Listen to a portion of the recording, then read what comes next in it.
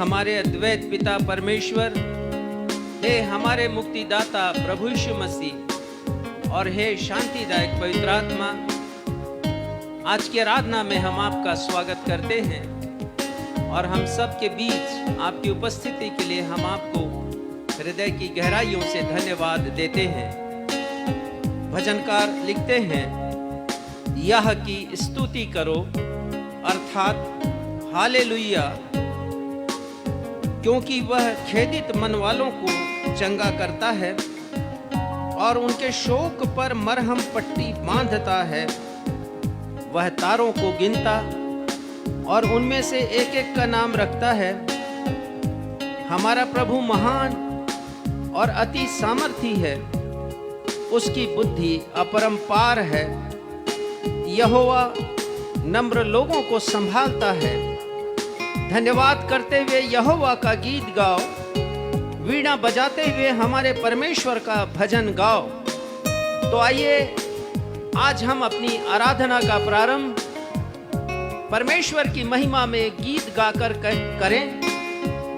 और गीत के शब्द हैं, तेरे ही नाम की गाते हैं स्तुति, मिलकर सारे स्वर्ग में और इस पृथ्वी पर मैं और आप हम सभी परमेश्वर की स्तुति इस गीत के माध्यम से करें।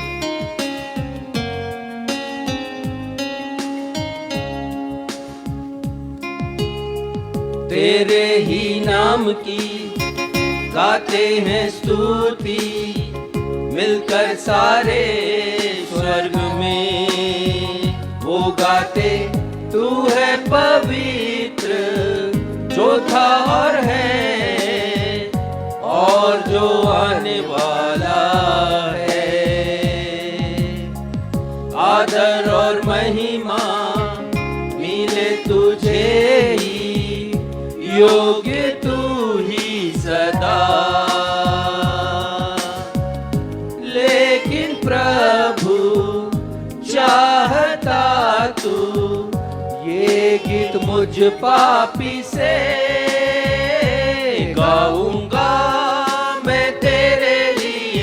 हालेलुया हालेलुया होशना, गाऊंगा मैं सिर्फ प्रभु तेरे लिए। हालेलुया होशना, गाऊंगा मैं तेरे लिए। हालेलुया हालेलुया होशना, गाऊंगा मैं सिर्फ प्रभु तेरे लिए। हालेलुया होशना हालेलुया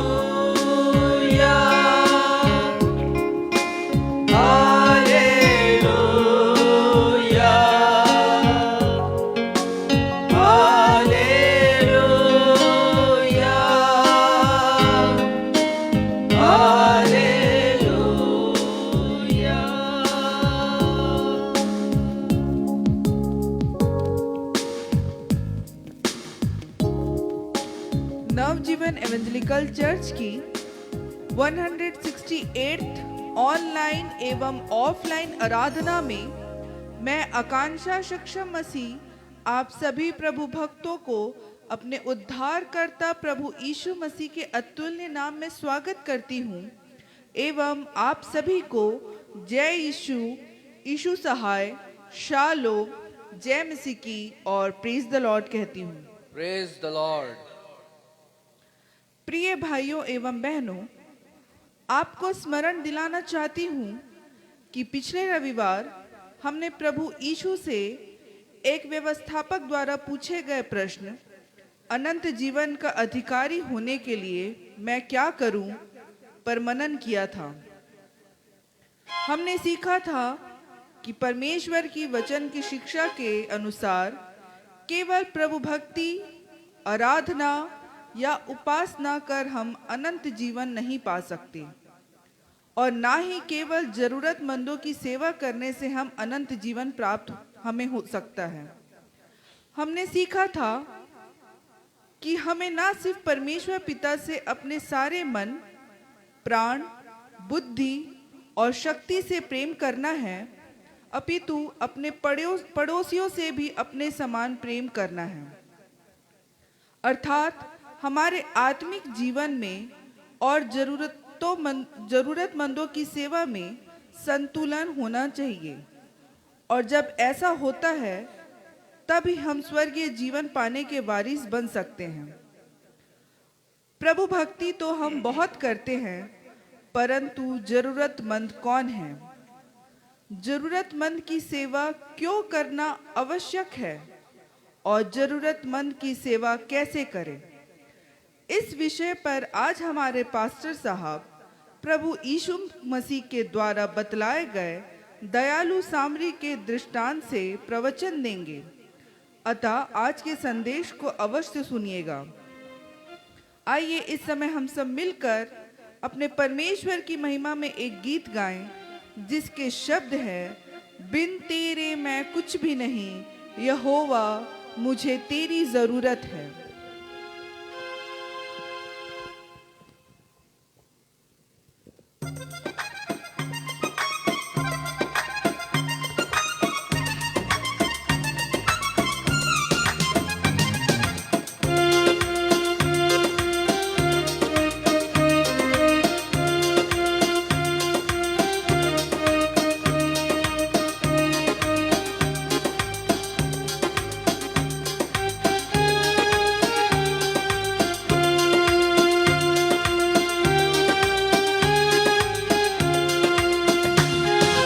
बिन तेरे मैं कुछ भी नहीं, बिन तेरे मैं कुछ भी नहीं, यहोवा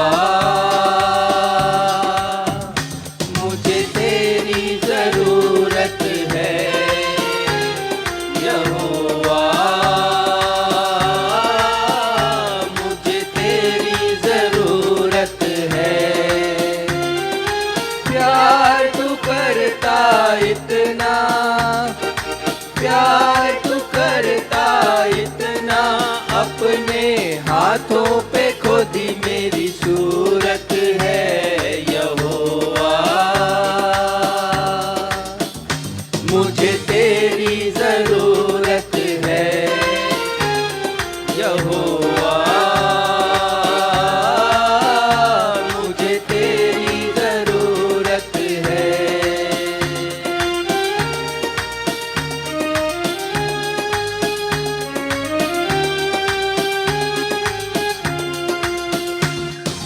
तू मेरे चेहरे की रौनक और है मेरी कुव्वत, तू मेरे चेहरे की रौनक और है मेरी कुव्वत, हसमत और जलाल के बादशाह तुझसे है मेरी जीनत, हसमत और जलाल के बादशाह तुझसे है मेरी जीनत।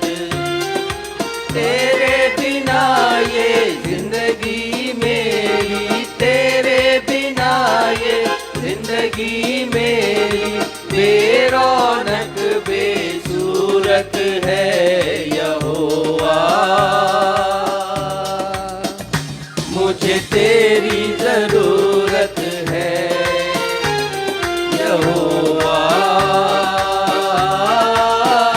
मुझे तेरी जरूरत है।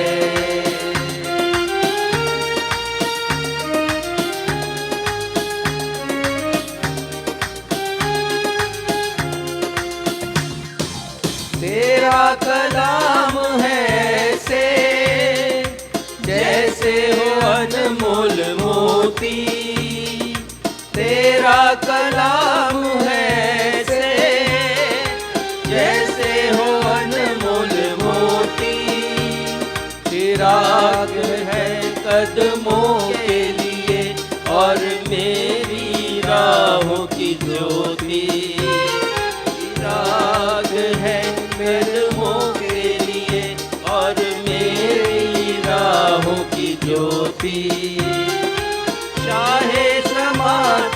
जिंदा खुदा तू, शाहे शमा तू, जिंदा खुदा तू, तू ना झूठी मूरत है यहोवा। मुझे तेरी जरूरत है यहोवा, मुझे तेरी जरूरत है।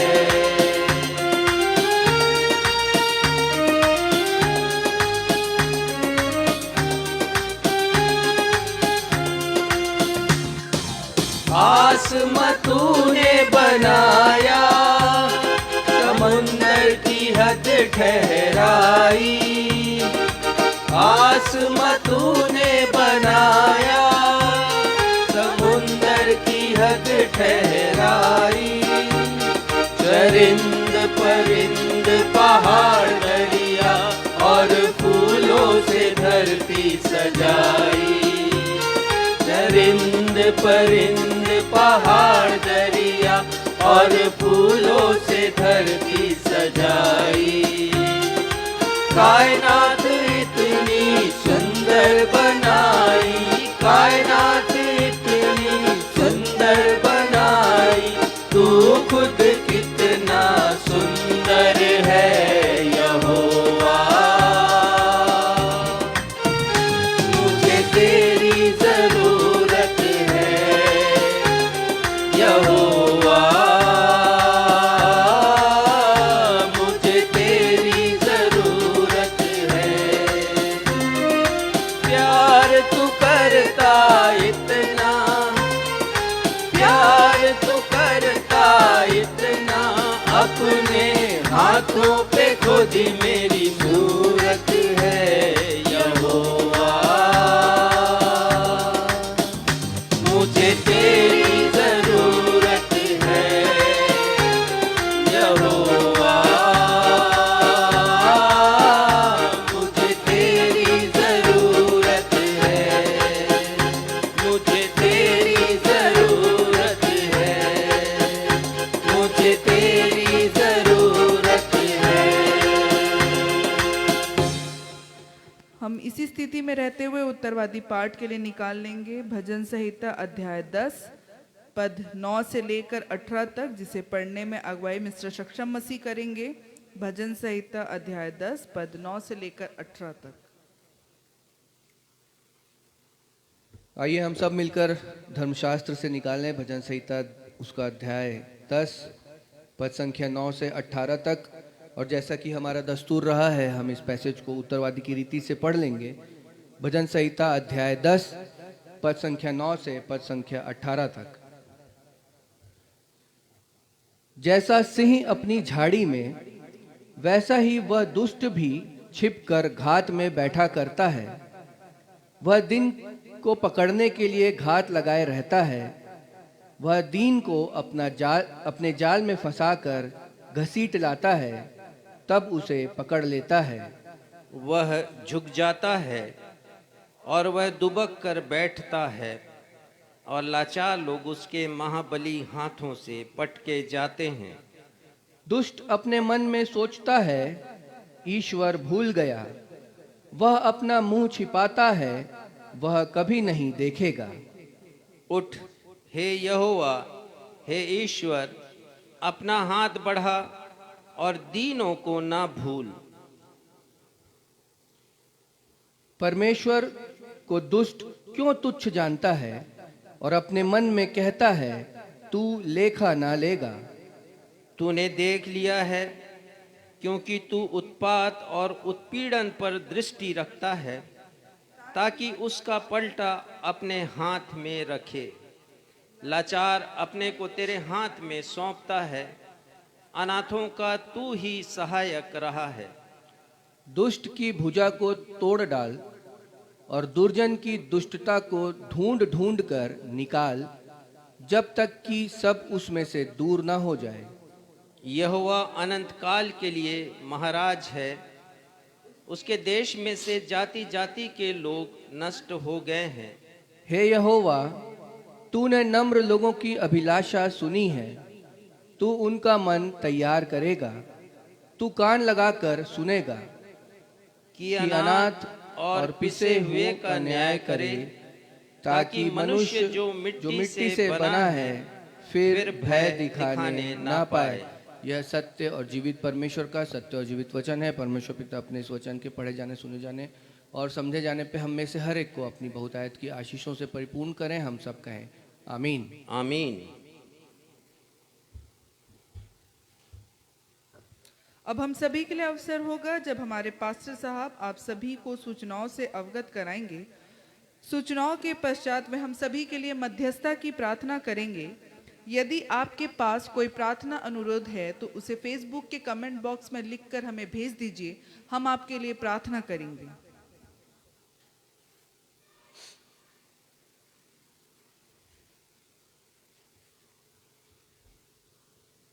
नवजीवन इवेंजलिकल चर्च की 168वीं 168th ऑन एवं ऑफलाइन आराधना में मैं आप समस्त प्रभु भक्तों का स्वागत करता हूं।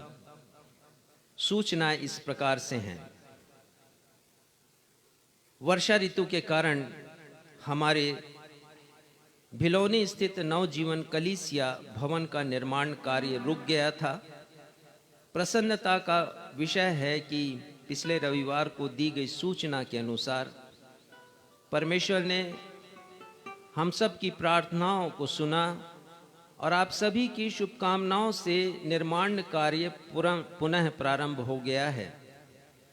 यह निर्माण कार्य आप सभी के सहयोग से किया जा रहा है।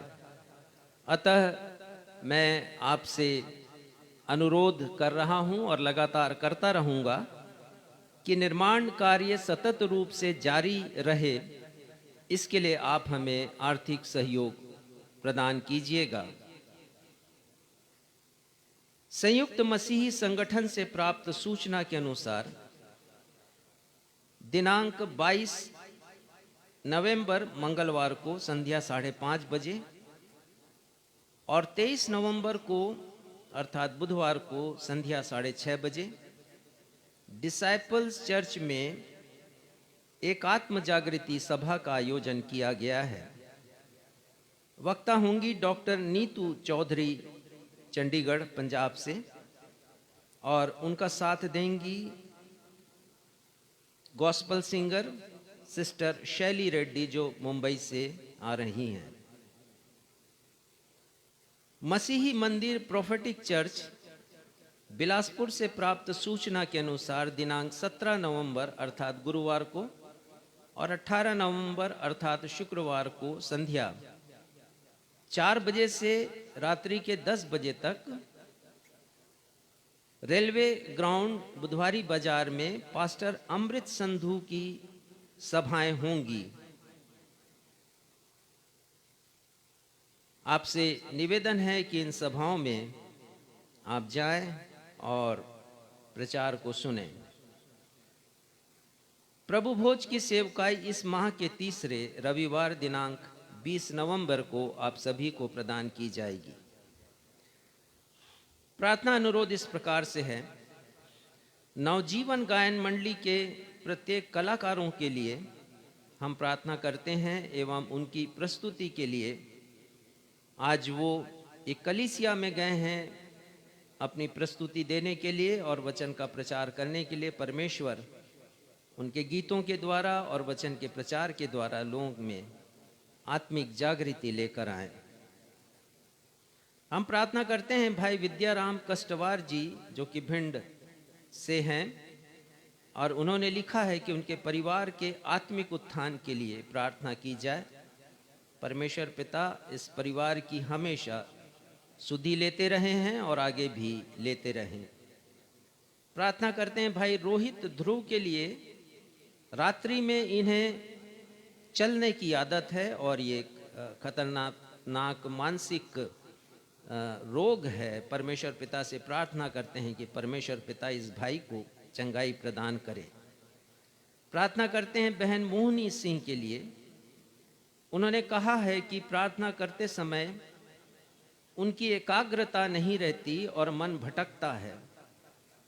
ऐसे बहुत से लोग हैं, वे जब प्रार्थना करते हैं तो एकाग्रचित्त नहीं हो पाते हैं। परमेश्वर पिता से प्रार्थना करते हैं ऐसे हर एक मनुष्य की, हर एक प्रभु भक्तों की वो सहायता करें, ताकि प्रार्थना करते समय उनका ध्यान भटके नहीं, शैतान किसी भी प्रकार से उन्हें विचलित ना करे और उनके ध्यान को वो विघटित ना करे, जिससे अपनी बात को परमेश्वर के सामने रख सके। प्रार्थना करते हैं बहन विजमा भास्कर के लिए। उनके बच्चेदानी में कुछ खराबी है, बिलासपुर के अस्पताल में वो भर्ती हैं। परमेश्वर पिता से उनकी चंगाई के लिए हम प्रार्थना करते हैं। धन्यवाद के विषय इस प्रकार से हैं। धन्यवाद देते हैं हम पास्टर गौतम के भांजे ग्रेस के लिए, जिनके लिए हम प्रार्थना कर रहे थे। उन्हें चंगाई मिली और अस्पताल से वे घर आ चुके हैं। हम धन्यवाद देते हैं अपने भाई सुरेश एवं उनकी पत्नी किरण के लिए। उन्होंने अपने वैवाहिक जीवन के 34वीं वर्षगांठ मनाई है। परमेश्वर पिता उनके विवाहित जीवन पर अपनी अपरंपार आशीषों को उंडेलें। उसी प्रकार हम प्रार्थना करते हैं कि आज मिस्टर सैमुअल मसीह और उनकी पत्नी श्रीमती गरिमा खुशबू मसीह की वैवाहिक वर्षगांठ है। परमेश्वर पिता भी इनके जीवन में अपनी बेशुमार आशीषें प्रदान करें। धन्यवाद की भेंटें प्राप्त हुई हैं।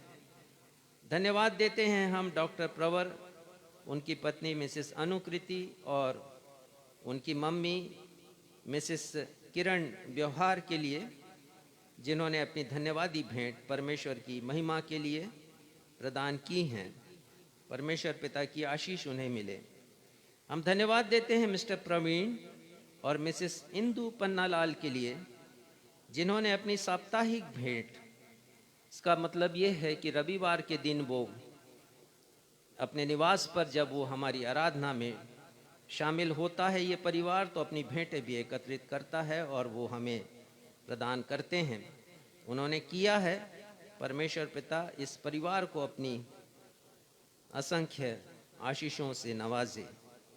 उसी प्रकार हम धन्यवाद देते हैं मिस्टर वर्णित के लिए और उनकी पत्नी मिसेस श्वेता के लिए, जो प्रति माह अपनी मासिक प्रतिज्ञा दान हमें वो भेजते हैं। परमेश्वर पिता उन्हें भी अपनी आशीषों से परिपूर्ण करें। आइए इन सारे निवेदनों को हम अपने उद्धारकर्ता प्रभु यीशु मसीह के नाम में परमेश्वर पिता के सिंहासन के समक्ष रखें। हे हमारे पिता, हम प्रभु यीशु मसीह के अतुलनीय नाम में इस समय आपके सिंहासन के समक्ष हैं। इन हर एक निवेदनों को लेकर आपसे विनती है पिता, जो अधिकार प्रभु यीशु मसीह ने हमें दिया है, उसी के अंतर्गत, उसी के अनुसार हमने ये निवेदन आपके सामने रखे हैं। उन्हीं के नाम से कि ये सारे निवेदन आपको कबूल हो, आपको ग्रहण योग्य हो, आपकी वेदी के सामने सुखदायक सुगंध के रूप में प्रस्तुत किए जाएं, ताकि इनका उत्तर हमें मिल सके। वे सारे लोग जो कि बीमार हैं, प्रार्थना करते हैं पिता कि आपकी सामर्थ्य उनके जीवन में दिखाई दे, उन्हें चंगाई मिले, ताकि वे आपके नाम की महिमा कर सकें। नवजीवन सेवा समिति, नवजीवन इवेंजलिकल चर्च की भावी योजनाओं को हम आपके सामने रखते हैं। विशेषकर बिलौनी स्थित नवजीवन कलीसिया के भवन निर्माण को हम अपनी प्रार्थनाओं में रखते हैं। अपना निवेदन आपके सन्मुख हम पहुंचाते हैं प्रभु यीशु मसीह के नाम में। प्रार्थना करते हैं पिता कि हमारी आर्थिक जरूरतें पूरी हो सके और होने दे कि जो योजना हमने बनाई है उस भवन के उद्घाटन की उस तारीख तक हम अपनी उस भवन के निर्माण को पूरा कर सकें। हम प्रार्थना करते हैं पिता पास्टर डीहू के लिए, पास्टर गौतम भास्कर, उनकी पत्नी एस्तर के लिए, जो लगातार अपना समय देते हैं, परिश्रम करते हैं उस भवन निर्माण के लिए। और प्रार्थना करते हैं अपने भाई लक्ष्मण के लिए, इन सब पर आपकी कृपा बनी रहे और होने दीजिए कि हम सब मिल करके उस आराधनालय का निर्माण करें अपने हर एक भेंटकर्ताओं के सहयोग से, उनकी प्रार्थनाओं से, ताकि आपके बेटे प्रभु यीशु मसीह के नाम को महिमा मिल सके। हम धन्यवाद देते हैं पिता उन सभी के लिए जिन्होंने अपनी भेंटें आपके राज्य की बढ़ती के लिए अर्पित की हैं। उन सभी को नाम बनाम अपनी आशीषों से परिपूर्ण करें। पिता, हम उन सभी के लिए प्रार्थना करते हैं जिन्होंने अपने विवाह की वर्षगांठ मनाई या जो आज मना रहे हैं, जिन्होंने अपने जन्म दिवस को मनाया है, उन सभी पर आपकी कृपा बनी रहे। पिता, आज की आराधना को हम आपके सामर्थी हाथों में सौंपते हैं। अपने मध्य में आपकी उपस्थिति जो पवित्र आत्मा के रूप में है, जो हमारा मार्गदर्शन करते हैं, हम आपको धन्यवाद देते हैं और धन्यवाद के ही साथ अपनी इस प्रार्थना को आपके बेटे हमारे उद्धारकर्ता प्रभु यीशु मसीह के नाम से मांग लेते हैं, जिन्होंने यह प्रार्थना करना हमें सिखाया। हे हमारे पिता, आप जो स्वर्ग में हैं, आपका नाम पवित्र माना जाए, आपका राज्य आए, आपकी इच्छा जैसे स्वर्ग में पूरी होती है वैसे इस पृथ्वी पर भी पूरी हो। हमारे दिन भर की रोटी आज हमें दीजिए, और जैसे हमने अपने अपराधियों को क्षमा किया वैसे ही हमारे अपराधों को क्षमा कीजिए। हमें परीक्षा में नहीं डालिए बल्कि बुराई से बचाइए, क्योंकि राज्य, पराक्रम और महिमा सदा आपके हैं। आमीन।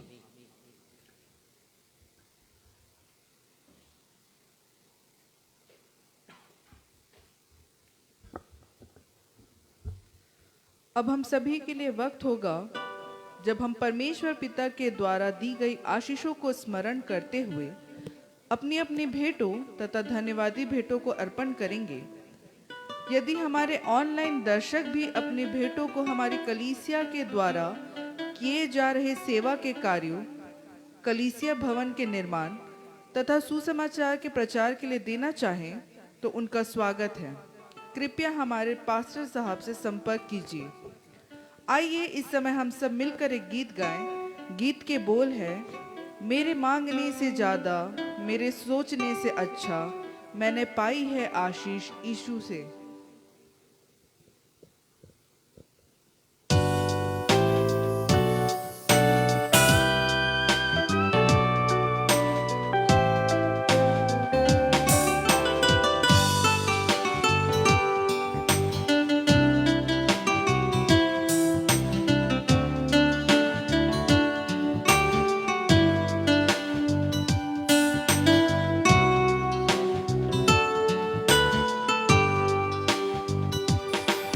मेरे मांगने से ज्यादा,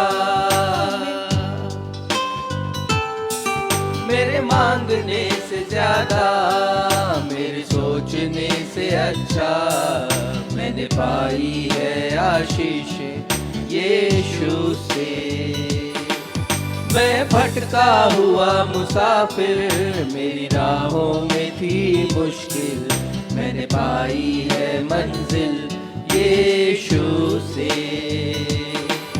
मेरे मांगने से ज्यादा,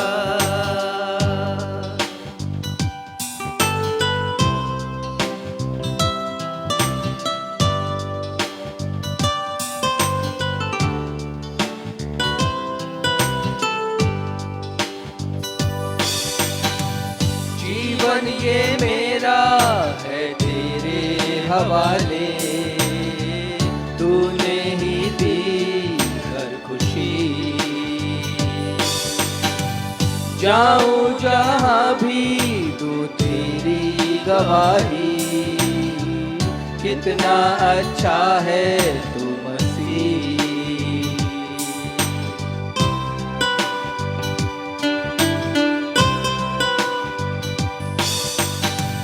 जीवन ये मेरा है तेरे हवाले, तूने ही दी हर खुशी। जाऊं जहां भी तू तेरी गवाही, कितना अच्छा है तू मसीह। तूने बाहें फैलाई, मुझको दे दी चंगाई। मैंने पाई है शांति यीशु से।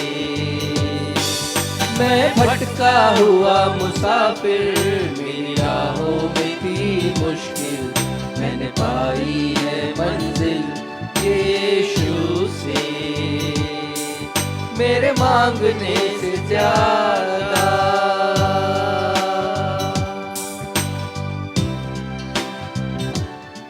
भेंटों के लिए धन्यवाद की प्रार्थना रेवरेंड राजेश मसीह करेंगे।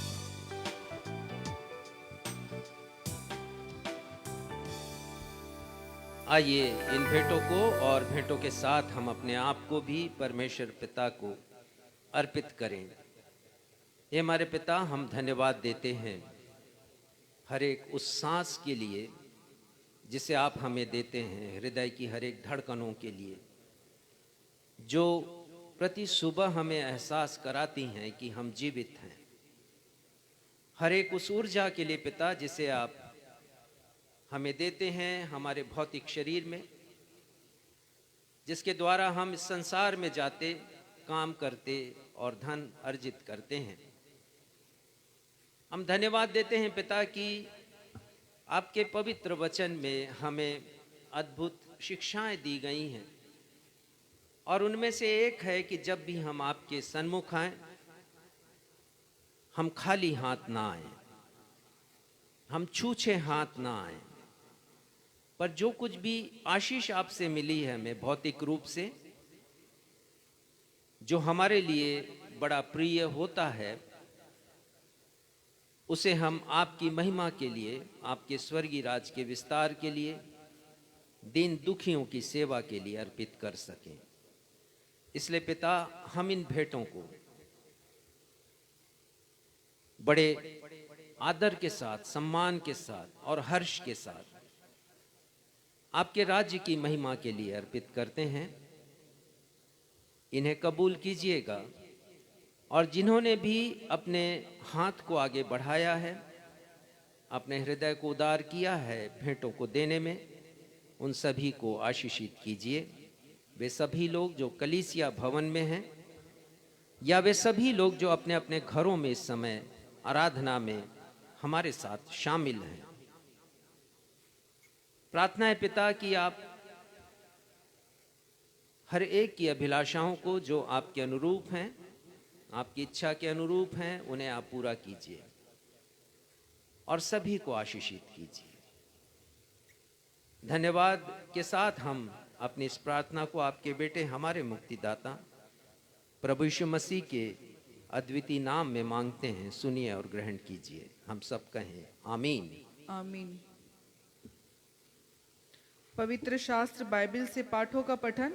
पहला पाठ पुराने नियम से अय्यूब अध्याय 29 पद 1 और उसके पश्चात पद 10 से लेकर 16 तक, जिसे पढ़ने में अगुवाई मैं करूंगी। दूसरा पाठ नए नियम से रोमियो अध्याय 13 पद 8 से लेकर 13 तक, जिसे पढ़ने में अगुवाई मिसेस बीना मसीह करेंगी।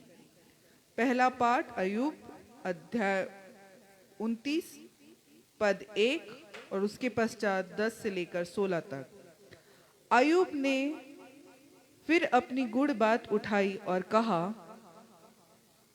प्रधान लोग चुप रहते थे और उनकी जीभ तालू से सट जाती थी, क्योंकि जब कोई मेरा समाचार सुनता तब वह मुझे धन्य कहता था, और जब कोई मुझे देखता तब मेरे विषय साक्षी देता था, क्योंकि मैं दुहाई देने वाले दीन जन को और असहाय अनाथ को भी छुड़ाता था।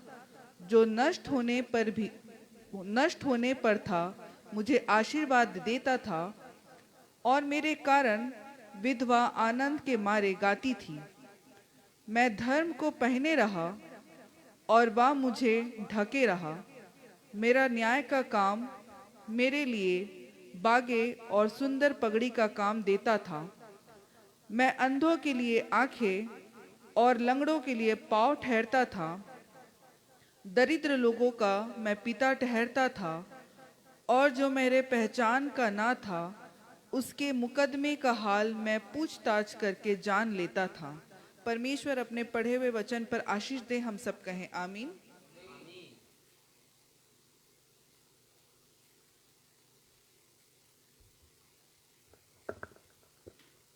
हमारे उद्धारकर्ता प्रभु यीशु मसीह के मधुर नाम में आप सबों को जय मसीह की।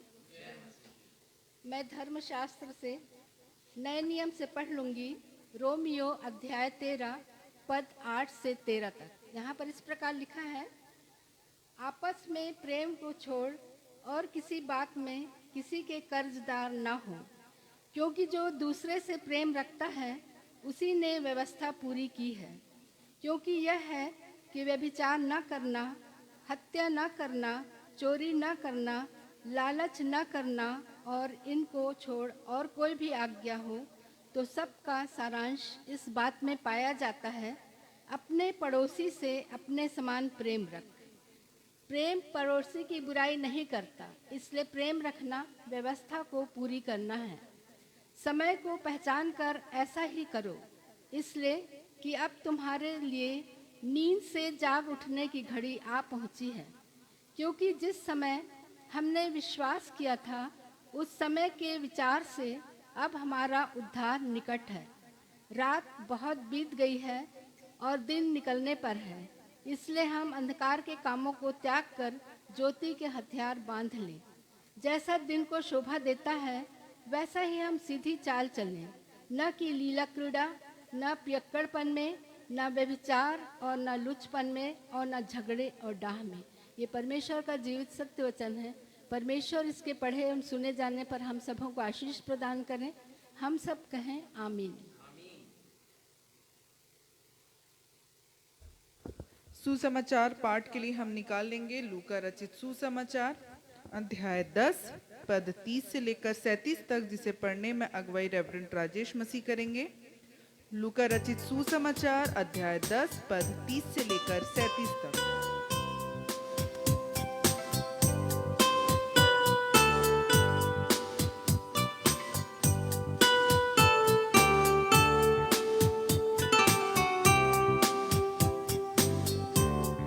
आज का सुसमाचार का पाठ लूका रचित सुसमाचार उसका 10वां अध्याय पद संख्या 30 से लेकर पद संख्या 37 तक। और यह वह स्थल है जहां पर दयालु सामरी का दृष्टांत प्रभु यीशु मसीह ने बतलाया है। यहां इस प्रकार लिखा है, यीशु ने व्यवस्थापक को उत्तर दिया, एक मनुष्य यरूशलेम से यरीहो को जा रहा था कि डाकुओं ने घेर कर उसके कपड़े उतार लिए और मार पीट कर उसे अधमरा छोड़कर चले गए। और ऐसा हुआ कि उसी मार्ग से एक याजक जा रहा था, परंतु उसे देखकर कतरा कर चला गया। इसी रीति से एक लेवी उस जगह पर आया, वह भी उसे देख के कतरा कर चला गया।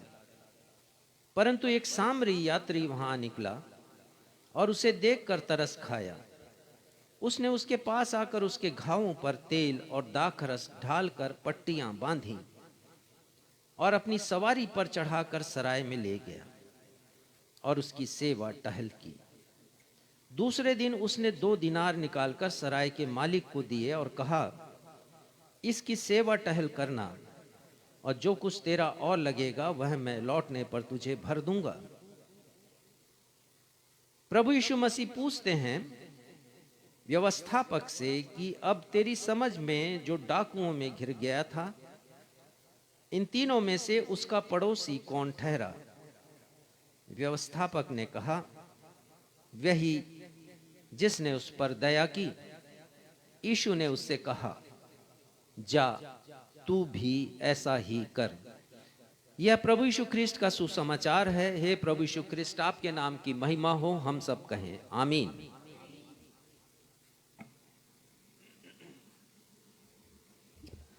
अब हम सभी के लिए सुनहरा समय होगा जब हम परमेश्वर पिता के जीवित वचन से उनके अभिषिक्त दास रेवरेंड राजेश मसीह से एक अर्थपूर्ण शिक्षापद तथा प्रेरणादायक संदेश सुनेंगे।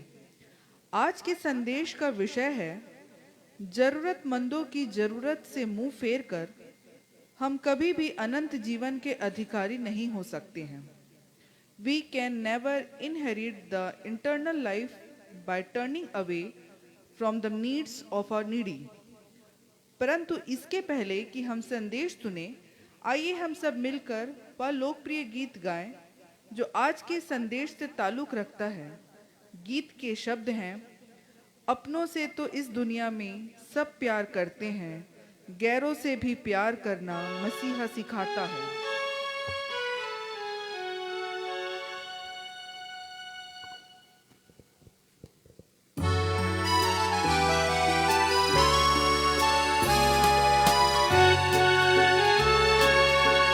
जिस भी गीतकार ने इस गीत को लिखा है, बहुत अच्छे शब्दों का प्रयोग कर बाइबल सम्मत विचारों के साथ उन्होंने इस गीत को लिखा है। मैं परमेश्वर पिता से उनके जीवन के लिए आशीष मांगता हूँ।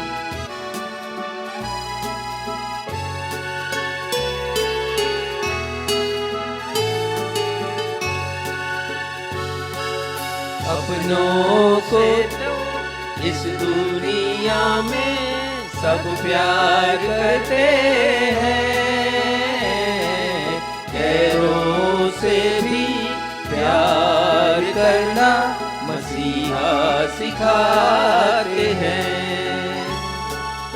अपनों से तो इस दुनिया में सब प्यार करते हैं,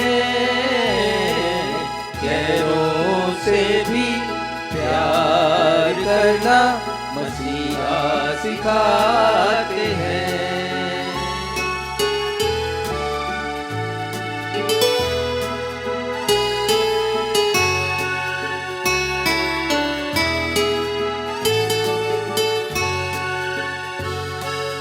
एक गाल पर कोई मारे जो चांटा, दूजा गाल भी देना। ले जाए कोई 1 मील जबरन, 2 मील तू साथ जाना। एक गाल पर कोई मारे जो चांटा, दूजा गाल भी देना। ले जाए कोई 1 मील जबरन, 2 मील तू साथ जाना।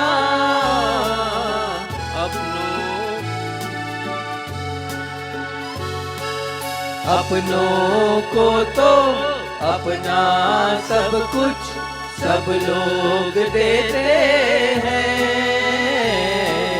गैरों पर भी सब कुछ लुटाना मसीहा सिखाते हैं। अपनों से तो इस दुनिया में सब प्यार करते हैं, गैरों से भी प्यार करना मसीहा सिखाते हैं।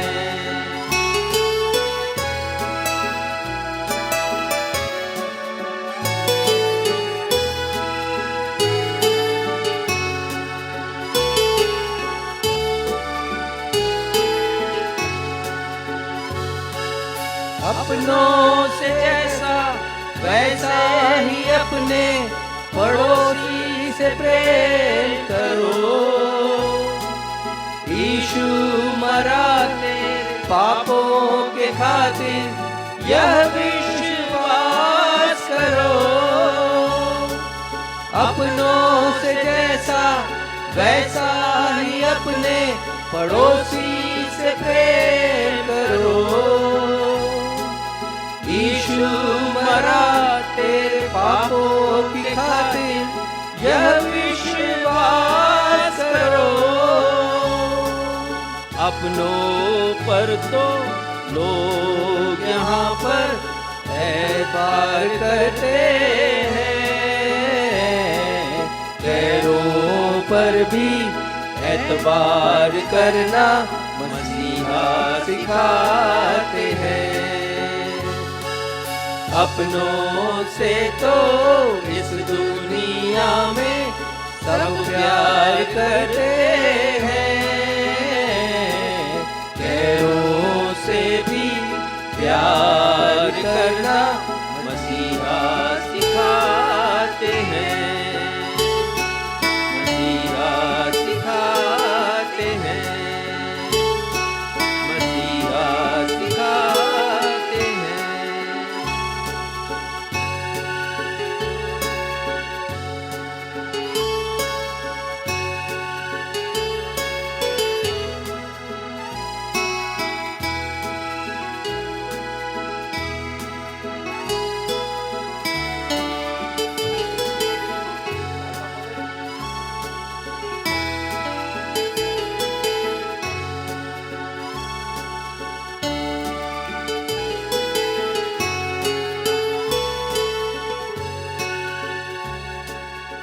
जरूरतमंदों की जरूरतों से मुंह फेर कर हम कभी भी अनंत जीवन के वारिस नहीं बन सकते हैं। ये आज के संदेश का विषय है। We can never inherit the eternal life by turning away from the needs of the needy. पिछले रविवार हमने प्रभु यीशु मसीह के द्वारा कहे गए समस्त दृष्टांतों में सबसे अधिक लोकप्रिय दृष्टांत दयालु सामरी या गुड सैमरिटन के ऊपर विचार विमर्श किया था। मैंने बताया आपको कि इस दृष्टांत का प्रारंभ एक व्यवस्थापक के द्वारा पूछे गए प्रश्न से होता है। व्यवस्थापक ने प्रभु यीशु से पूछा था, अनंत जीवन का वारिस होने के लिए मैं क्या करूं? अर्थात मैं ऐसा क्या करूं कि मुझे मृत्यु के पश्चात स्वर्गीय जीवन प्राप्त हो? मैं ऐसा क्या करूं कि मुझे एक ऐसा जीवन प्राप्त हो जो अनंत काल का हो और जिसमें मुझे मृत्यु का दुखदाई क्षण देखना ना पड़े? हमने देखा था कि यह व्यवस्थापक प्रभु यीशु मसीह की सेवकाई के दौरान अकेला नहीं है जिसने ऐसा प्रश्न पूछा था। इस व्यवस्थापक के अतिरिक्त हम 3 अन्य व्यक्तियों के विषय में भी सुसमाचारों में पढ़ते हैं जिन्होंने प्रभु यीशु मसीह से स्वर्गीय राज्य या परमेश्वर के राज्य में प्रवेश करने के लिए जिज्ञासा प्रकट की थी कि कैसे प्रवेश कर सकते हैं, स्वर्गीय जीवन को कैसे पा सकते हैं, परमेश्वर के राज्य में कैसे प्रवेश कर सकते हैं। सुसमाचार के अनुसार हम एक धनवान व्यक्ति के विषय में पढ़ते हैं। संदर्भ अभी पढ़ेंगे नहीं, मैं कह देता हूं। लूका 18:18 और यहां पर वो धनवान व्यक्ति प्रभु यीशु मसीह के पास आकर प्रभु यीशु मसीह से पूछता है, अनंत जीवन का अधिकारी होने के लिए मैं क्या करूं? ये भी स्वर्गीय जीवन प्राप्त करना चाहता था। निकोदेमुस के बारे में पढ़ते हैं और वो प्रभु यीशु मसीह के पास रात्रि के समय आता है। प्रभु यीशु मसीह उसकी मनसा को समझ जाते हैं और प्रभु यीशु मसीह उससे कहते हैं कि जब तक कोई नए सिरे से नहीं जन्मे तो वो परमेश्वर के राज्य में प्रवेश नहीं कर सकता। और फिर प्रभु यीशु मसीह ने दोबारा इसको दोहराया है, रिपीट किया है और उन्होंने कहा कि प्रवेश करने की बात तो दूर, वो देख भी नहीं सकता है यदि नए सिरे से ना जन्मे तो। निकोदेमुस के मन में भी ये इच्छा है।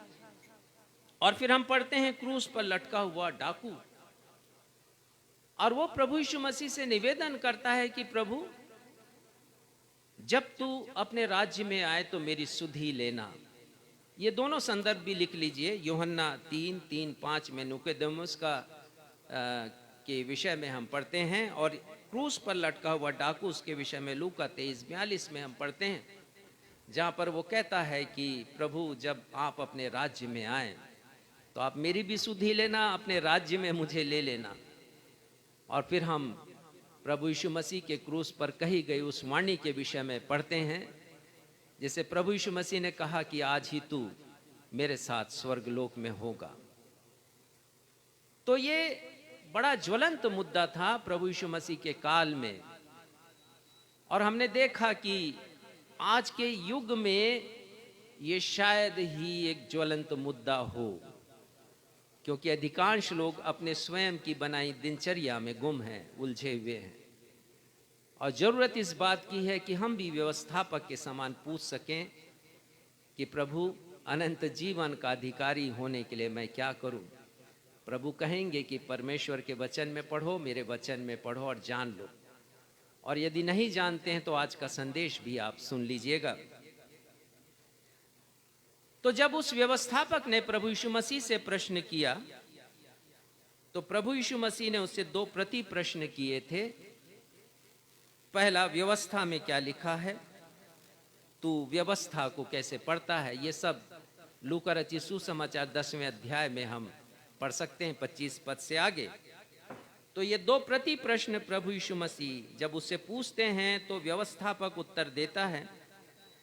पद 27 को पढ़िएगा, लूका 10:27, ये उसका उत्तर है। यहाँ पर उसने उत्तर दिया, तू प्रभु अपने परमेश्वर से अपने सारे मन और अपने सारे प्राण और अपनी सारी शक्ति और अपनी सारी बुद्धि के साथ प्रेम रख, और अपने पड़ोसी से अपने समान प्रेम रख। हाँ, वो दो बातों के विषय में बतलाता है कि परमेश्वर से प्रेम रखना है, अपने सारे मन, प्राण, शक्ति, बुद्धि के साथ प्रेम रखना है, और वो कहता है कि अपने पड़ोसी से अपने समान प्रेम रख।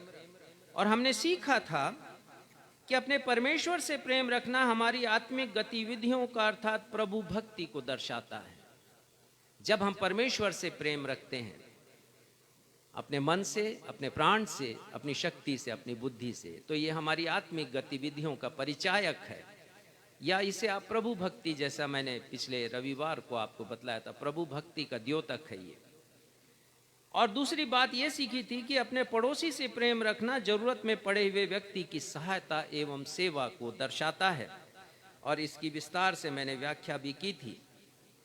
पद लूका 10:27 पद से हमने जो व्याख्या प्राप्त की, उससे जो पिछले रविवार का विषय उभर कर आया था वह था प्रभु की भक्ति तथा जरूरतमंदों की सेवा के मध्य संतुलन या सामंजस्य बनाए बगैर हम अनंत जीवन हासिल नहीं कर सकते। प्रभु की भक्ति तथा जरूरतमंदों की सेवा के मध्य संतुलन या सामंजस्य बनाए बगैर हम अनंत जीवन हासिल नहीं कर सकते, या अनंत जीवन हासिल करना असंभव है। It is impossible to inherit an eternal life without maintaining a balance between devotion to God and service to the needy. हमें सामंजस्य बनाना है, हमें संतुलन बनाना है इन दोनों आज्ञाओं के मध्य में। अंग्रेजी में कहें तो बहुत अच्छा एक शब्द आया, बैलेंस, और उससे भी अच्छा शब्द हार्मोनी। हमें हार्मोनी बना के रखना है, एक लय, एक ताल बना कर रखना है दोनों आज्ञाओं के मध्य में। पिछले रविवार हमने पवित्र शास्त्र से अनेक संदर्भों को देखा और ध्यान दिया और सीखा था कि मसीही जीवन में प्रभु भक्ति और जरूरतमंदों की सेवा जैसे एक सिक्के के दो पहलू हैं,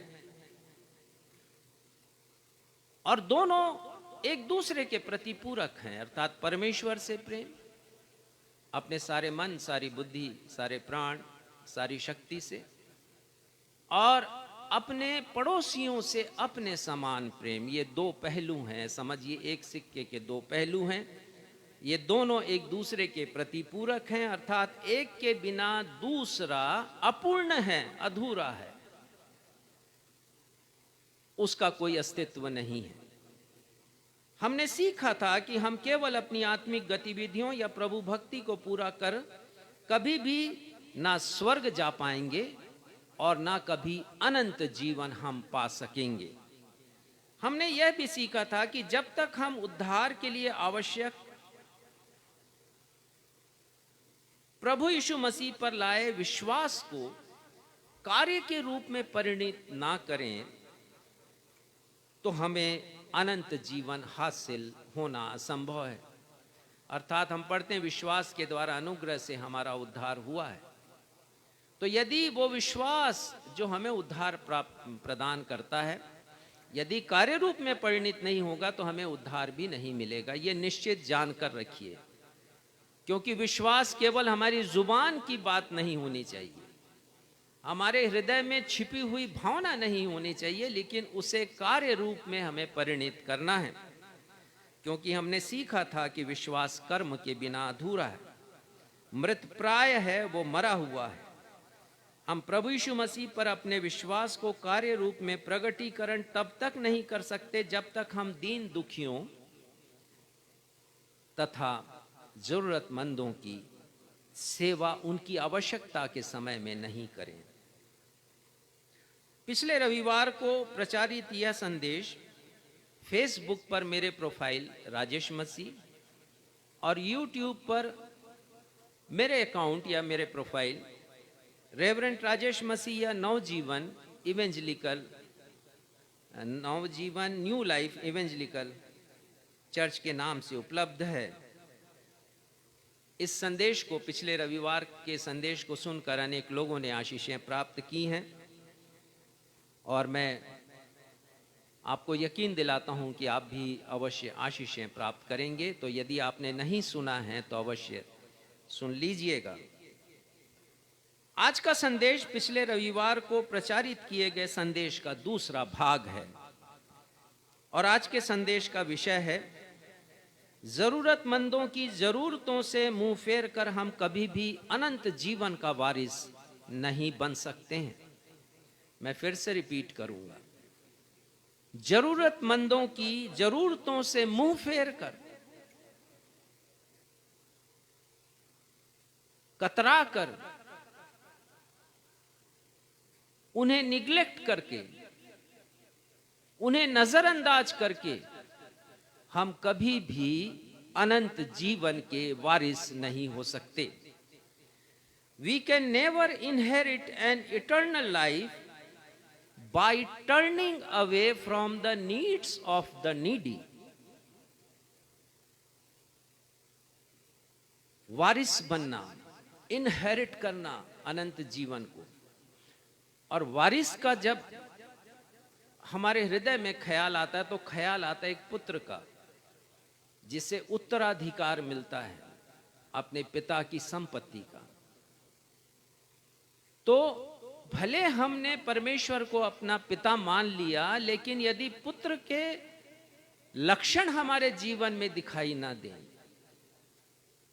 तो हम कभी भी वारिस नहीं बन पाएंगे, ये ध्यान रखिएगा। और यदि हम परमेश्वर की संतान कहलाते हैं तो हमें जरूरतमंदों को कभी नजरअंदाज नहीं करना पड़ेगा। यह विषय दयालु सामरी के दृष्टांत के विभिन्न पहलुओं से, विभिन्न क्षेत्रों से निकलकर आया है। जैसा कि हम पहले ही देख चुके हैं कि यह दृष्टांत व्यवस्थापक के एक प्रश्न से प्रारंभ होता है और उसका प्रश्न हमने अभी पढ़ा है और वो प्रभु यीशु मसीह से पूछता है। मैं फिर से इसे दोहराऊंगा आज के विषय को स्पष्ट करने के लिए। व्यवस्थापक का प्रश्न था, अनंत जीवन का वारिस होने के लिए मैं क्या करूं? और जब वो प्रश्न करता है तो प्रभु यीशु मसीह दो प्रति प्रश्न उससे करते हैं। व्यवस्था में क्या लिखा है? प्रभु यीशु मसीह व्यवस्थापक से पूछ रहे हैं। प्रति प्रश्न है प्रभु यीशु मसीह का, व्यवस्था में क्या लिखा है और तू कैसे पढ़ता है? उस व्यवस्थापक के विषय में मैं सोच रहा था कि व्यवस्थापक ने अपनी सारी उम्र खपा दी थी व्यवस्था को पढ़ने में, और उसका काम ही था कि व्यवस्था को स्मरण रखना है और व्यवस्था की व्याख्या करना है लोगों के सामने। जब लोग पूछें किसी आज्ञा के विषय में, किसी नियम के विषय में, तो ये उसका कर्तव्य था। परंतु एक लंबी उम्र गंवाने के बाद भी वो जान नहीं सका कि अनंत जीवन या स्वर्गीय जीवन कैसे पाया जाता है, कैसे हासिल किया जाता है। प्रभु यीशु मसीह के ये प्रश्न जो उन्होंने व्यवस्थापक से पूछे कि तू व्यवस्था को कैसे पढ़ता है, व्यवस्था में क्या लिखा है, आज हमारे लिए भी उतना ही मायने रखता है।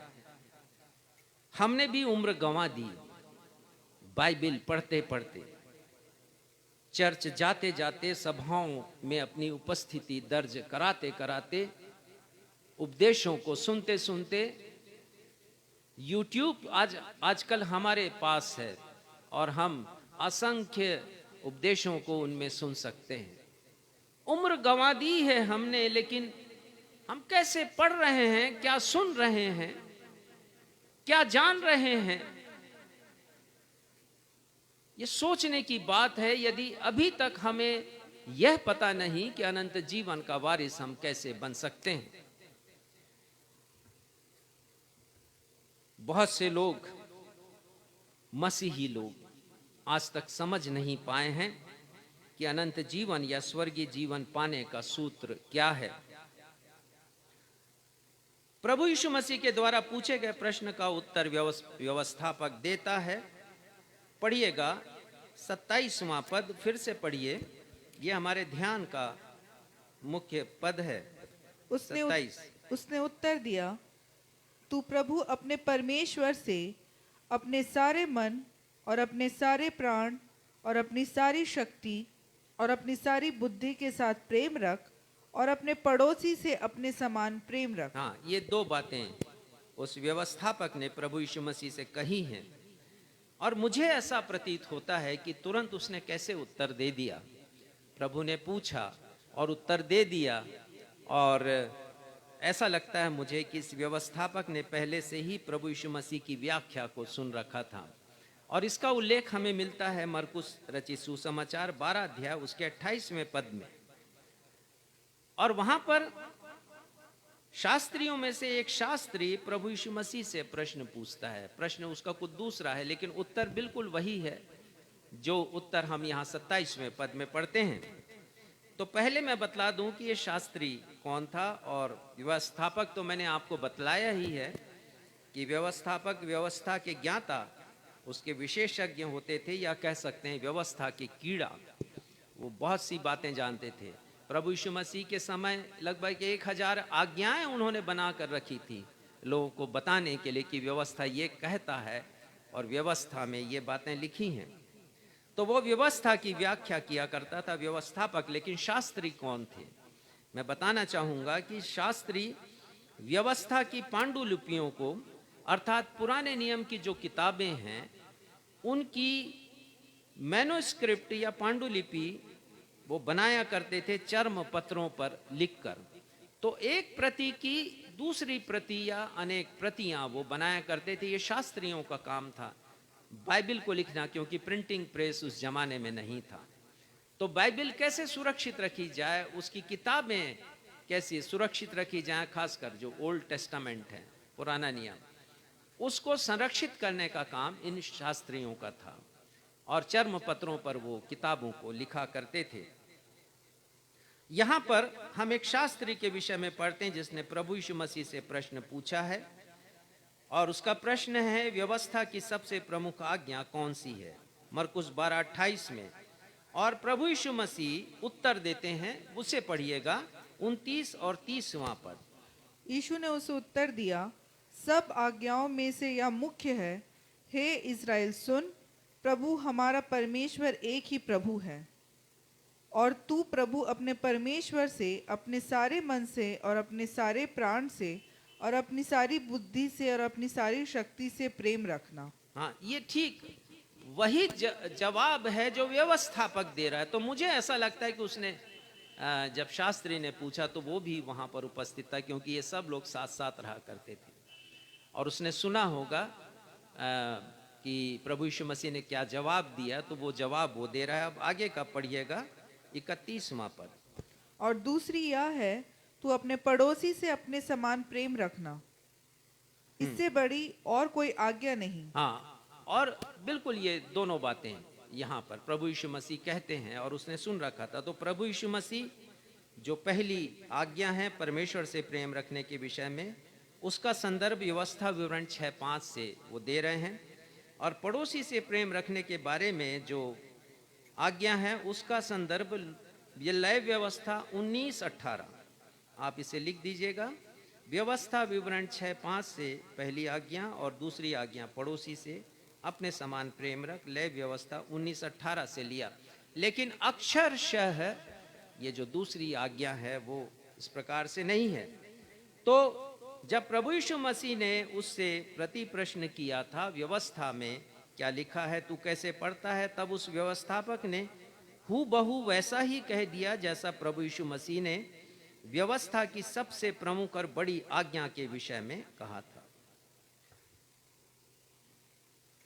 व्यवस्थापक का उत्तर जब प्रभु यीशु मसीह सुनते हैं तो वो कहते हैं, आ जाइए लूका 10 उसके 28वें पद में प्रभु यीशु मसीह कहते हैं, 28वां पद लूका 10, तूने ठीक उत्तर दिया, यही कर तो तू जीवित रहेगा, अर्थात अनंत काल तक तू जीवित रहेगा। और उसके बाद व्यवस्थापक दूसरा प्रश्न प्रभु यीशु मसीह से करता है, और ये उसका प्रश्न हमें 29वें पद में मिलता है। पढ़िएगा लूका 10:29। परंतु उसने अपने आप को धर्मी ठहराने की इच्छा से यीशु से पूछा, तो मेरा पड़ोसी कौन है?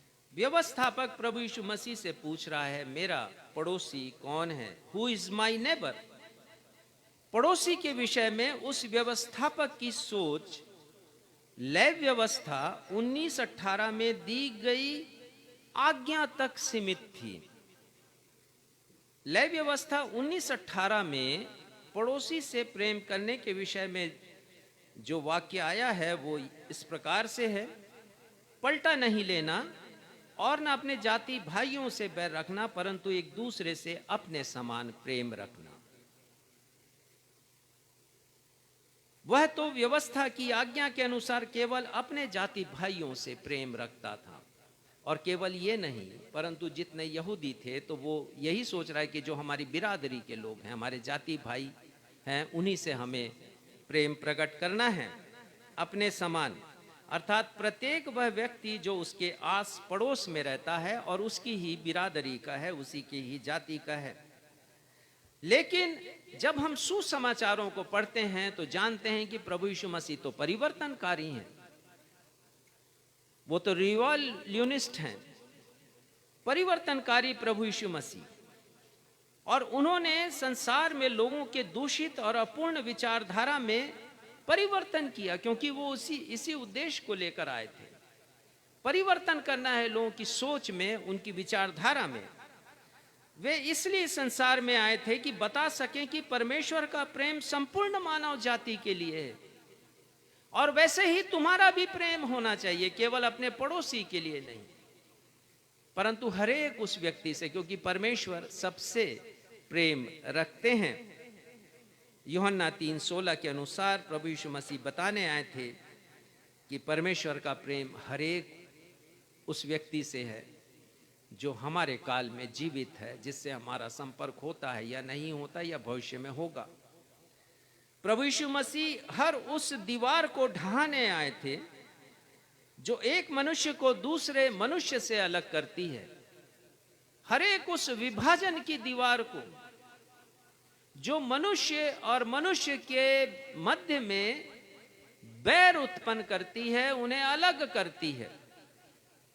प्रभु यीशु मसीह आए थे जात पात की दीवार को ढहाने के लिए, प्रभु यीशु मसीह आए थे रंग भेद की दीवार को ढहाने के लिए, प्रभु यीशु मसीह आए थे ऊंच नीच की दीवार को ढहाने के लिए, प्रभु यीशु मसीह आए थे अमीर गरीब की दीवार को ढहाने के लिए, प्रभु यीशु मसीह आए थे भेदभाव की दीवार को हटाने के लिए या गिराने के लिए।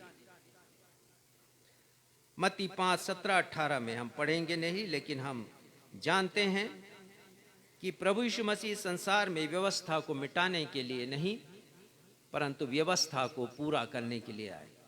और यहां पर प्रभु यीशु मसीह किस प्रकार से व्यवस्था को पूरा कर रहे हैं, हमारे लिए यह ध्यान देने की बात केवल दृष्टांत नहीं है, एक विचारधारा में परिवर्तन की बात यह दृष्टांत हमसे कहता है, मुझसे कहता है और आपसे कहता है।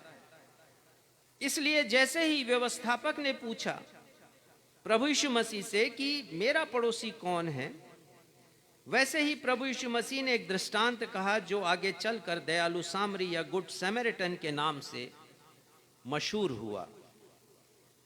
इस दृष्टांत को बतलाने का मकसद प्रभु यीशु मसीह का यही था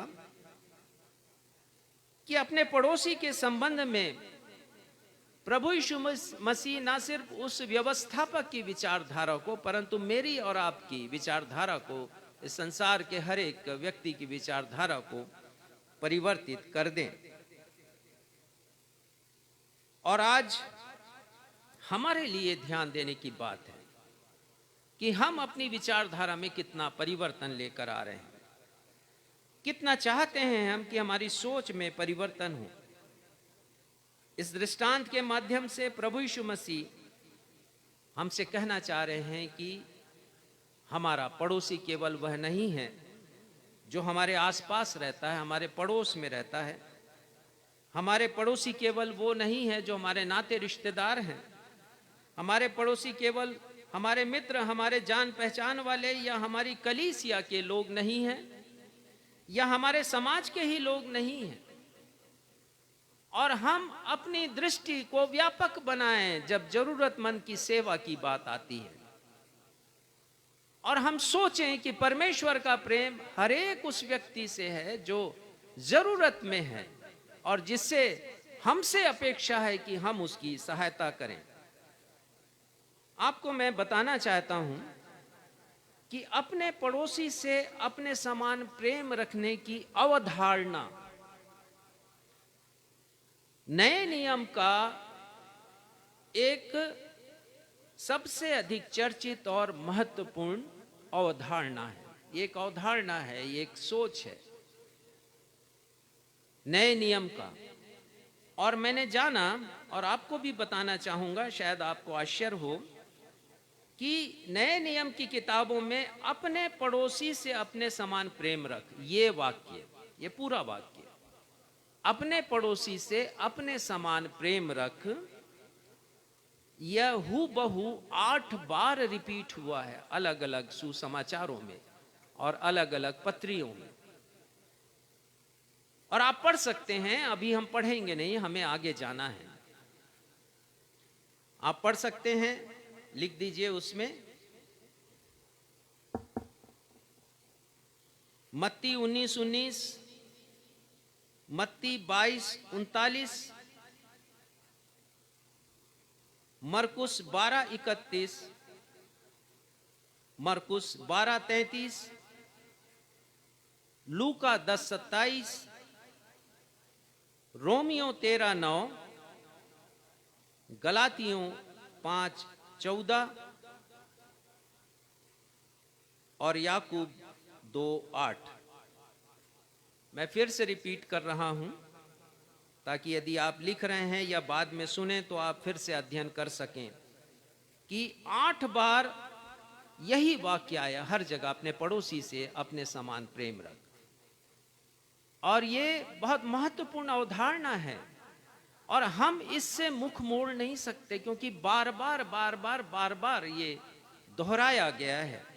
मत्ती 19:19, मत्ती 22:39, मरकुस 12:31, मरकुस 12:33, लूका 10:27, रोमियो 13:9, गलातियों 5:14 और याकूब 2:8। अपने पड़ोसी से अपने समान प्रेम रखने की आज्ञा का पालन जब हम करते हैं तब हम जानते हैं कि अपने पड़ोसी से अपने समान प्रेम रखने का अर्थ होता है व्यवस्था के सार को जान लेना।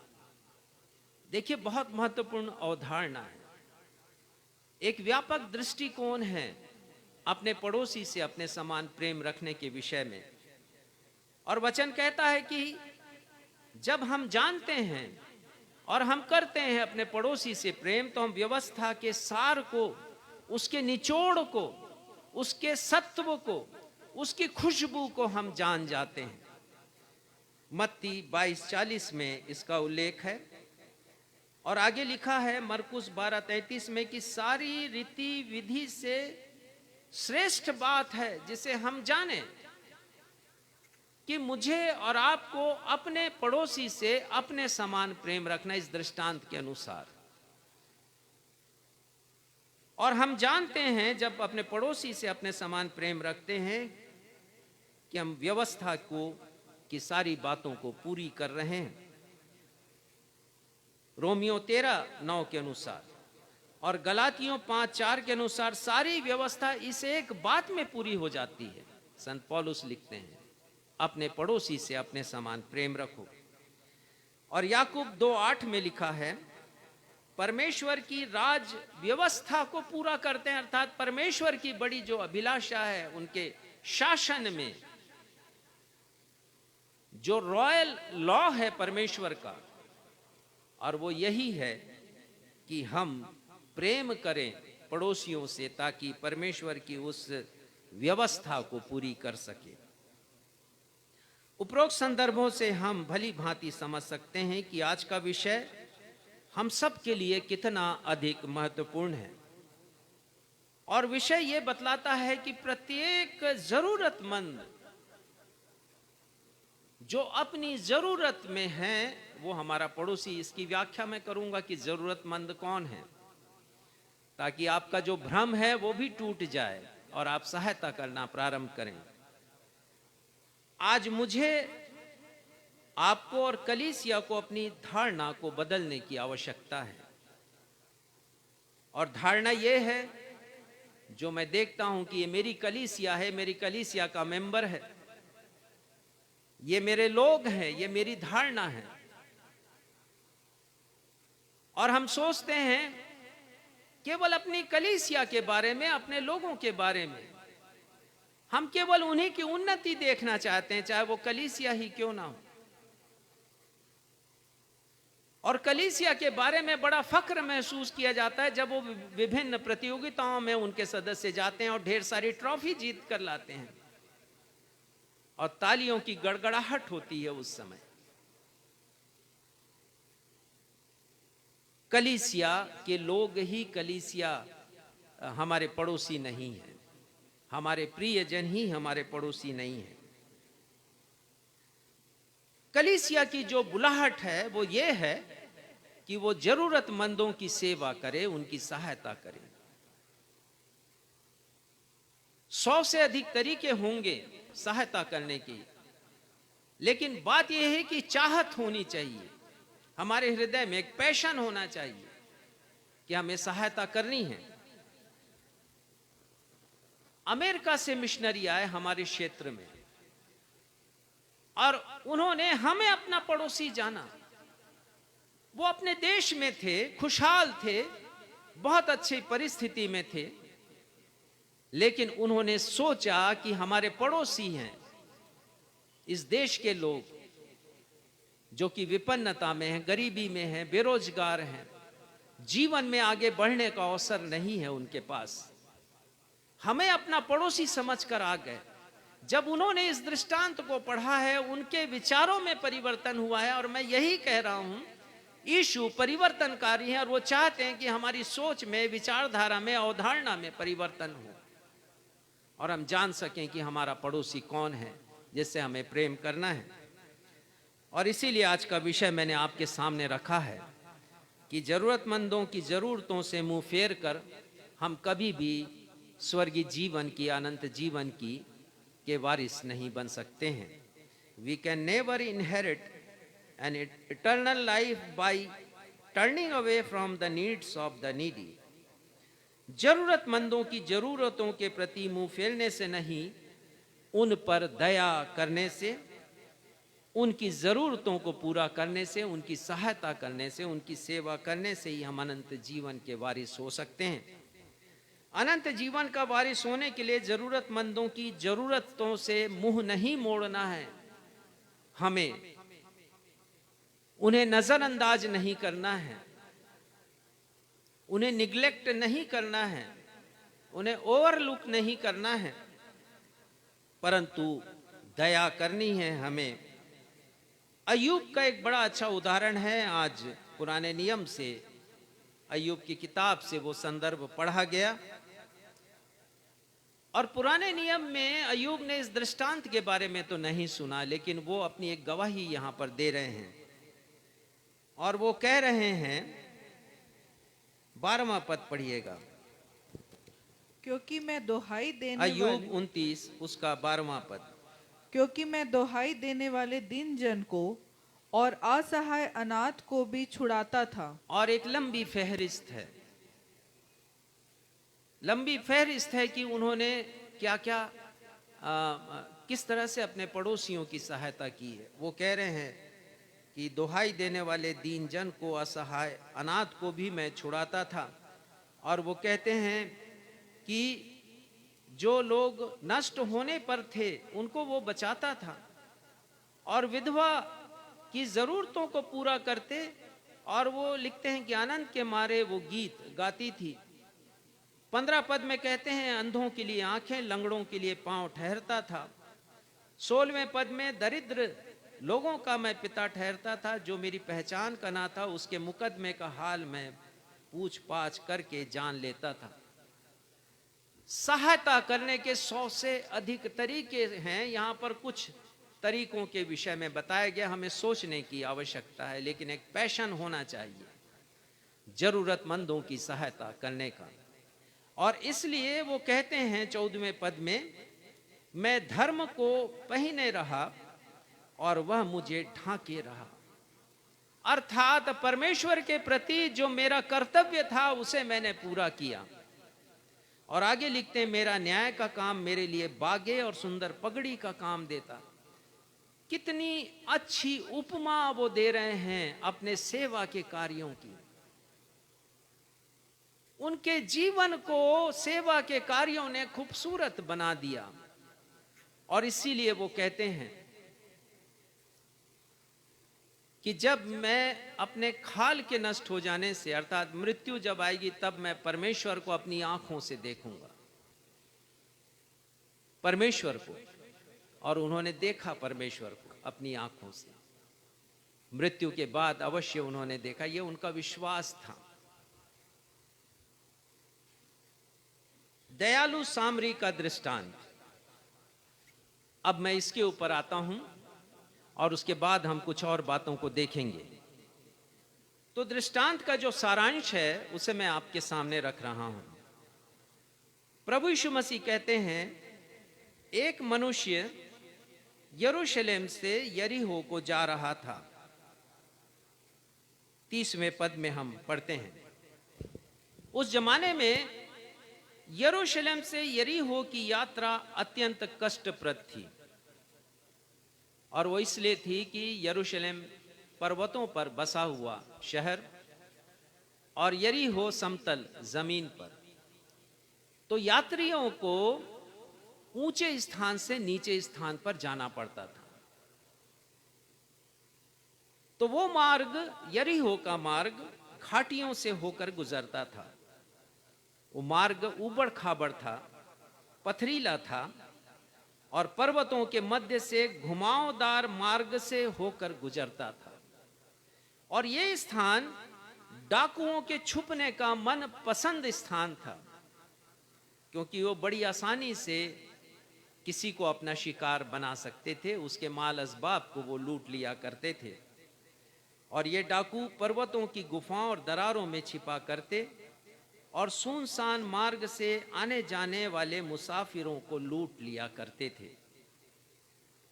तो ये जो यात्री है जो यरूशलेम से यरीहो को जा रहा है, वह डाकुओं के जोखिम भरे मार्ग से होकर गुजर रहा है। और वचन में लिखा है, आगे आप पढ़िए 31वां पद, 30वां पद, क्षमा करें। यीशु ने उत्तर दिया, एक मनुष्य यरूशलेम से यरीहो को जा रहा था कि डाकुओं ने घेर कर उसके कपड़े उतार लिए और मार पीट कर उसे अधमरा छोड़कर चले गए। डाकुओं ने घेर कर उसे लूट लिया होगा। सिर्फ मारने तो नहीं आते हैं डाकू, परंतु लूटने आते हैं। मुख्य उद्देश्य तो उनका यही रहता है कि जो माल असबाब है इस किसी व्यक्ति के पास, व्यापारी यदि है, तो लूट लिया जाए।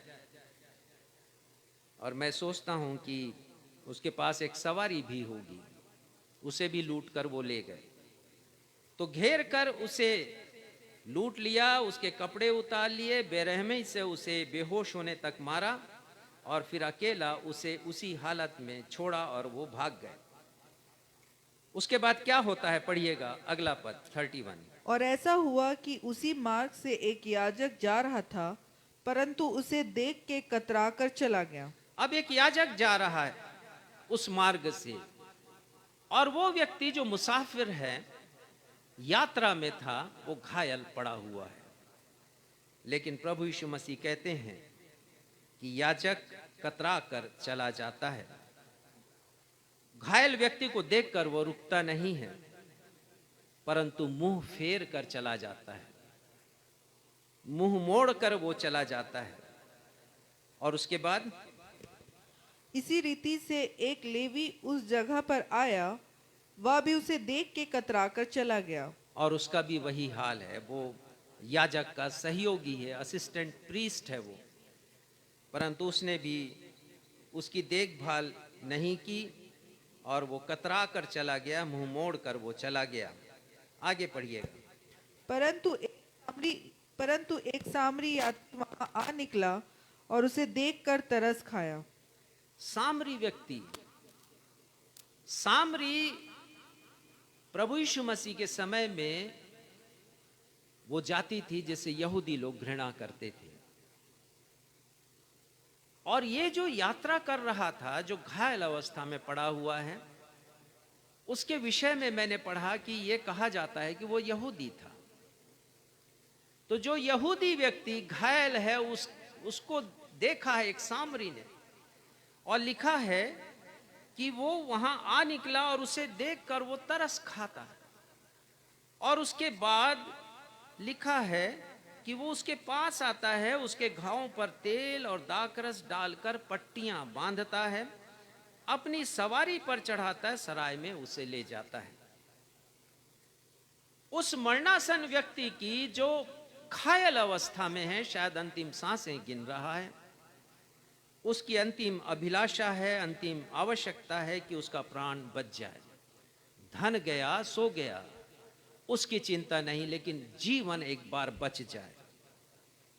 और सामरी व्यक्ति है जो भरपूर कोशिश करता है, प्रयत्न करता है अपनी तरफ से, और हम देखते हैं कि वह उस मरणासन व्यक्ति को बचा लेता है। दृष्टांत को बताया है प्रभु यीशु मसीह ने, और बताने के बाद व्यवस्थापक से वो पूछते हैं। 36 वर्ष पढ़िएगा, 36वां पद, लूका 10:36।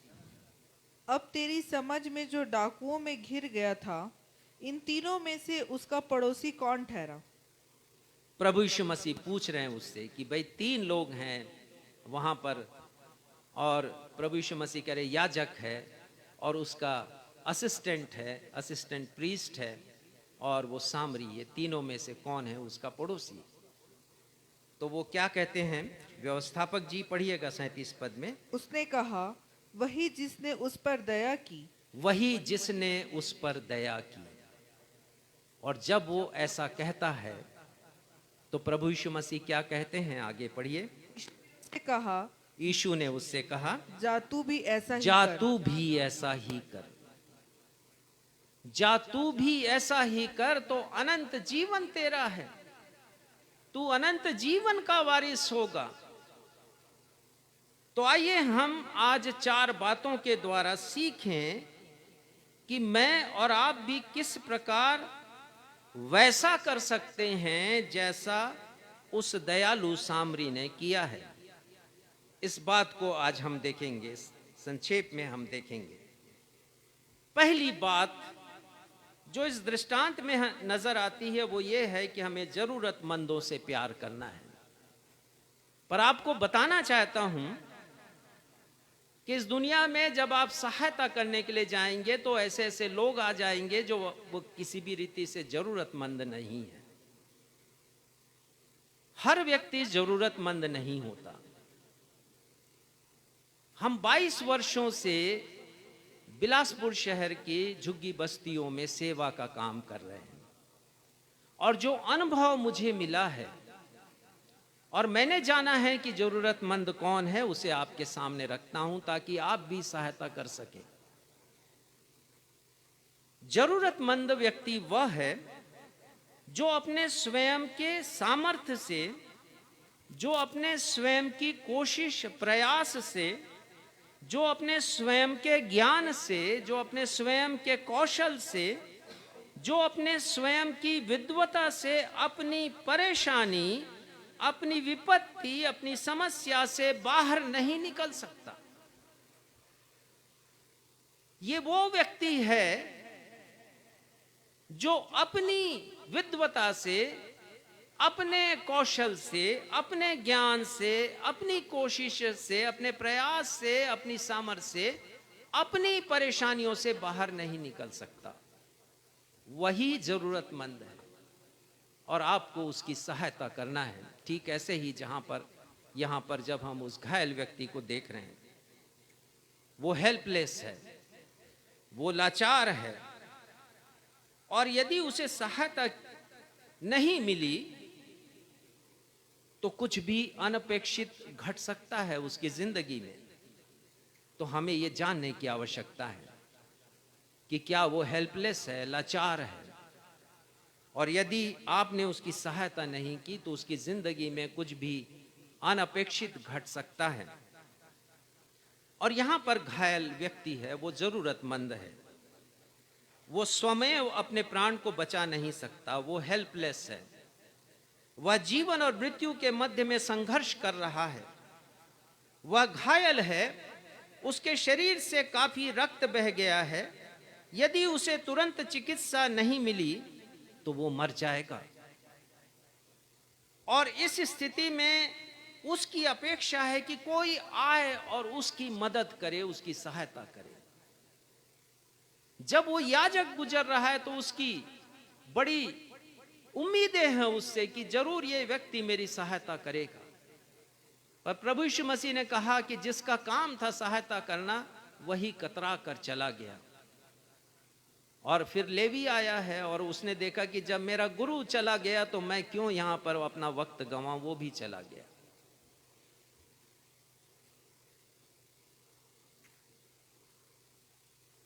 सामरी व्यक्ति ने प्रेम किया है एक ऐसे व्यक्ति से जो अनजान है उसके लिए, और हमारे लिए बड़ी शिक्षा है।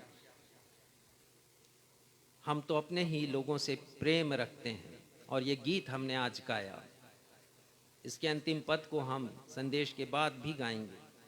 अपनों से तो इस दुनिया में सब प्यार करते हैं, गैरों से प्रेम करना, प्यार करना मसीहा सिखाते हैं। कितनी उत्तम शिक्षा प्रभु यीशु मसीह की।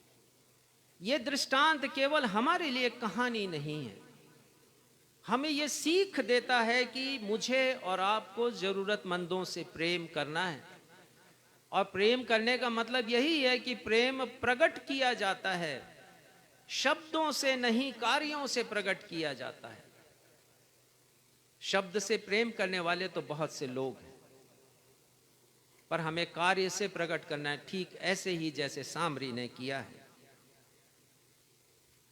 अंग्रेजी में एक कोटेशन है, और वो कोटेशन कहता है, अ friend in need is a friend Indeed. जरूरत के समय जो साथ दे दे वही सच्चा मित्र है। दूसरी बात हम सीखते हैं इस दृष्टांत से कि हमारे प्यार में दिखावटीपन नहीं, परंतु तरस का होना आवश्यक है। जब हम व्यथित व्यक्ति को देखें तो केवल देखकर अफसोस जाहिर ना करें जैसे अधिकांश लोग करते हैं, ओह इसकी ऐसी दशा क्यों है, इसके जख्मों से ऐसी दुर्गंध क्यों आ रही है, क्यों इसके लोगों ने इसे खाना खाने के लिए नहीं दिया, इसकी बीमारी की ये अवस्था उसके साथ क्यों है? हम केवल बोलकर अपने दुख को प्रकट ना करें। हम यहां पर पढ़ते हैं 33 पद में, लूका 10:33 में, परंतु एक सामरी यात्री वहां आ निकला और उसे देखकर तरस खाया। उसे देखकर तरस खाया। और यह एक बहुत बड़ा शब्द है, तरस। प्रभु यीशु मसीह के विषय में लिखा है कि 11 बार वो तरस से भर गए। जब उन्होंने भीड़ को देखा, भटके हुए थे वो लोग जिनका कोई चरवाहा नहीं था, तरस से भर गए। जब बीमार लोगों को उन्होंने देखा तो तरस से भर गए प्रभु यीशु मसीह। और ये व्यक्ति जो प्रभु यीशु मसीह का प्रतिरूप है, सामरी व्यक्ति, वो भी तरस से भर गया। और मैं आपको बताना चाहता हूं कि तरस के लिए जो ग्रीक भाषा का शब्द आया है वो है स्प्लेंकनिज़ोमाई। उसका अर्थ होता है दया से भर जाना। He was filled with compassion, अंग्रेजी बाइबल में आया है, दया से भर जाना। और इसी का एक और दूसरा शब्द होता है संपेथियो, दूसरे के दुख में बराबर से सहभागी होना। अर्थात किसी पीड़ित का दुख मेरा दुख बन जाए, किसी पीड़ित का दुख आपका दुख बन जाए। जैसे यहां पर उस घायल का दुख उस सामरी का दुख बन गया और वो रुक गया, उसके पास आया। यह है तरस। मुंह से केवल बोला नहीं जाता, लेकिन कार्य में यह परिणित किया जाता है। अंग्रेजी में इसके लिए बहुत अच्छा शब्द आया है। अंग्रेजी के शब्द से भी हिंदी का शब्द मुझे बहुत ही अच्छा लगता है, और वो शब्द है संवेदना। अर्थात वेदना जब बराबर हो जाए, पीड़ित की वेदना मेरी वेदना बन जाए, ठीक ऐसे ही जैसे पानी अपना लेवल बना लेता है। सहानुभूति, सह अनुभूति, उसका दर्द मेरा दर्द, हम दर्द बन जाना। तो हमारे हृदय में दिखावटीपन नहीं परंतु तरस होना चाहिए। और तीसरी बात है, जब तक मैं गैरों से प्यार नहीं करूंगा तब तक खुदा से प्यार कर ही नहीं सकता। निकाल लीजिए एक पद, पिछले रविवार को पढ़ा था, आज भी पढ़ेंगे। पहला यूहन्ना 4 उसका 20वां पद। जब तक हम गैरों से प्यार नहीं करेंगे, परमेश्वर से प्यार हम कभी कर ही नहीं सकते। जो 10 आज्ञाएं हैं परमेश्वर ने मूसा के माध्यम से दी, आप ध्यान दीजिएगा। 4 आज्ञाएं परमेश्वर से संबंधित है, 1 आज्ञा माता पिता से संबंधित है, और बाकी की 5 आज्ञाएं समाज से संबंधित है। ये समाज कैसे एक उन्नत समाज बन सकता है, सभ्य समाज कैसे बन सकता है? यह समाज सभ्य तभी बनेगा जब एक सक्षम व्यक्ति उस व्यक्ति की सहायता करे जो असक्षम है, अयोग्य है। यह बाइबल की शिक्षा है। और चूंकि सक्षम व्यक्ति नहीं कर रहे हैं असक्षम की सहायता, इसीलिए सभ्य समाज ये है नहीं। हमारा कर्तव्य है हमारे समाज के प्रति। जो 5 आज्ञाएं बाद में लिखी गई हैं, 6, 7, 8, 9, 10, हमारा कर्तव्य समाज के प्रति है। यदि हम कर्तव्य को निभाएं, जरूरतमंदों की सहायता करें, तो सभ्य समाज हमारा हो जाएगा, सुसंस्कृत समाज हमारा हो जाएगा। मेरा मतलब केवल मसीही समाज से नहीं, मेरा मतलब तो पूरे संसार से है। पढ़िएगा पहला यूहन्ना 4:20। यदि कोई कहे मैं परमेश्वर से प्रेम रखता हूँ और अपने भाई से बैर रखे, तो वह झूठा है, क्योंकि जो अपने भाई से जिसे उसने देखा है प्रेम नहीं रखता, तो वे परमेश्वर से भी जिसे उसने नहीं देखा प्रेम नहीं रख सकता। कितनी अच्छी तरह संत यूहन्ना ने समझाया है। यदि हम कहते हैं जीसस आई लव यू, यदि हम कहते हैं कि गॉड आई लव यू, लेकिन हम अपने उस भाई से जो जरूरत में है प्रेम नहीं रखते, तो परमेश्वर को तो कभी देखा नहीं, वो तो अदृश्य है। कैसे प्रेम रख सकते हैं जब हम देखे हुए भाई से प्रेम नहीं रखते। आज कलीसियाएं अपना जी चुरा रही हैं जरूरतमंदों की सहायता करने के लिए। हम तो उन्हीं को स्कॉलरशिप दे रहे हैं जो हमारी कलीसिया के लोग हैं। हम तो उन्हें ही बढ़ा रहे हैं जो कि प्रथम श्रेणी से प्राप्त पास होते हैं। उनके बारे में कभी हमने नहीं सोचा जिन्हें सप्लीमेंट्री भी मिलती है, जिन्हें हमारी सहायता की आवश्यकता है। बहुत सी बातें हैं जिसे हम कह सकते हैं, परंतु समय का अभाव है, मैं आगे बढ़ूंगा। अंतिम बात मैं बताऊंगा, परोपकार हमेशा एक छोटी सहायता से प्रारंभ होता है। मत सोचिएगा कि मेरे पास बहुत धन नहीं है, राशि नहीं है। मैंने बहुत सीखा है अपनी सेवकाई करने में। यदि हम गरीबों की सेवा कर रहे हैं, जरूरतमंदों की सेवा कर रहे हैं, बहुत छोटी सेवा है, छोटे रूप से ही हमने प्रारंभ किया है। हम यहां पर पढ़ते हैं, पढ़िएगा 34 पद फिर से पढ़िए, लूका 10:34। उसने उसके पास आकर उसके घाव पर तेल और दाखरस ढालकर पट्टियां बांधी और अपनी सवारी पर चढ़कर सराय में ले गया और सवारी पर चढ़ाकर सराय में ले गया और उसकी सेवा टहल की। देखिए, जो कुछ उसके पास था उसी से उसने सेवा की है। अब जरूरतमंद केवल दीन दुखी लाचार लोग नहीं है, यह भी बतला दूं आपको। मैंने जो परिभाषा दी जरूरतमंद की, हर एक वो व्यक्ति जो विपत्ति में है, अपनी सामर्थ्य से विपत्ति से निकल नहीं सकता, वो जरूरतमंद है। हो सकता है आप जा रहे हैं कार में और देखें कि किसी की कार का टायर पंचर हो गया है, रात्रि का समय है, आप रुक जाइए, गुड समैरिटन बन जाइए, अच्छा सामरी, उसकी सहायता कीजिए। वो गरीब नहीं है, दीन नहीं है, दुखी नहीं है, लाचार नहीं। तो मेरे कहने का अर्थ ये मत लगाइएगा कि केवल ऐसे लोगों की मध्य सहायता करना है। हर एक व्यक्ति जो जरूरत में है, जिसे वास्तव में आपकी आवश्यकता है, आप सक्षम हैं सहायता करने में, तो इसके पास जो कुछ है उसने उससे सहायता की है। पहली बात, जैसा मैंने बताया, तरस खाया है वो, उसके दर्द को उसने अपना दर्द समझा है। दूसरी बात, वो उसके पास आया, वो कतरा कर नहीं चला गया, मुंह फेर कर नहीं चला गया, वो उसके करीब पहुंचा, देखे तो सही कि जिंदा है कि नहीं है। उसके करीब आया है। उसने खतरों की परवाह नहीं की है। वो तो याजक और लेवी है जो सोचे कि अरे भैया भाग चलो यहां से, जोखिम भरा स्थान है ये, तो डाकू आ गए, हमको भी लूट के ले गए तो बड़ा मुश्किल हो जाएगा।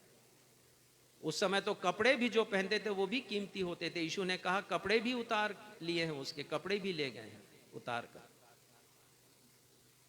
उन्होंने सोचा ये तो खतरे की जगह है, याजक और लेवी ने चले गए वो। लेकिन ये जो व्यक्ति है उसने खतरे की परवाह नहीं की। अब आगे देखेंगे, उसने फर्स्ट एड प्रदान किया, प्राथमिक चिकित्सा उसने दी, और जो कुछ उसके पास था उसके लिए बहुमूल्य था और उसने शेयर किया है। 3 फिलॉसफी आप यदि ध्यान दें तो इसमें आप पढ़ सकते हैं। यहां पर जो डाकू हैं जिन्होंने लूटा है, उनकी फिलॉसफी,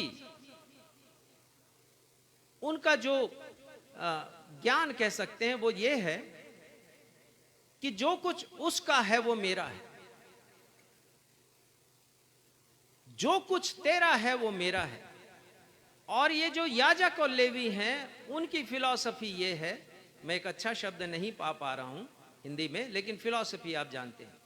उनका दर्शन ये है, समझ जाइए, याजक और लेवी का, कि जो मेरा है मैं क्यों दूं इसे।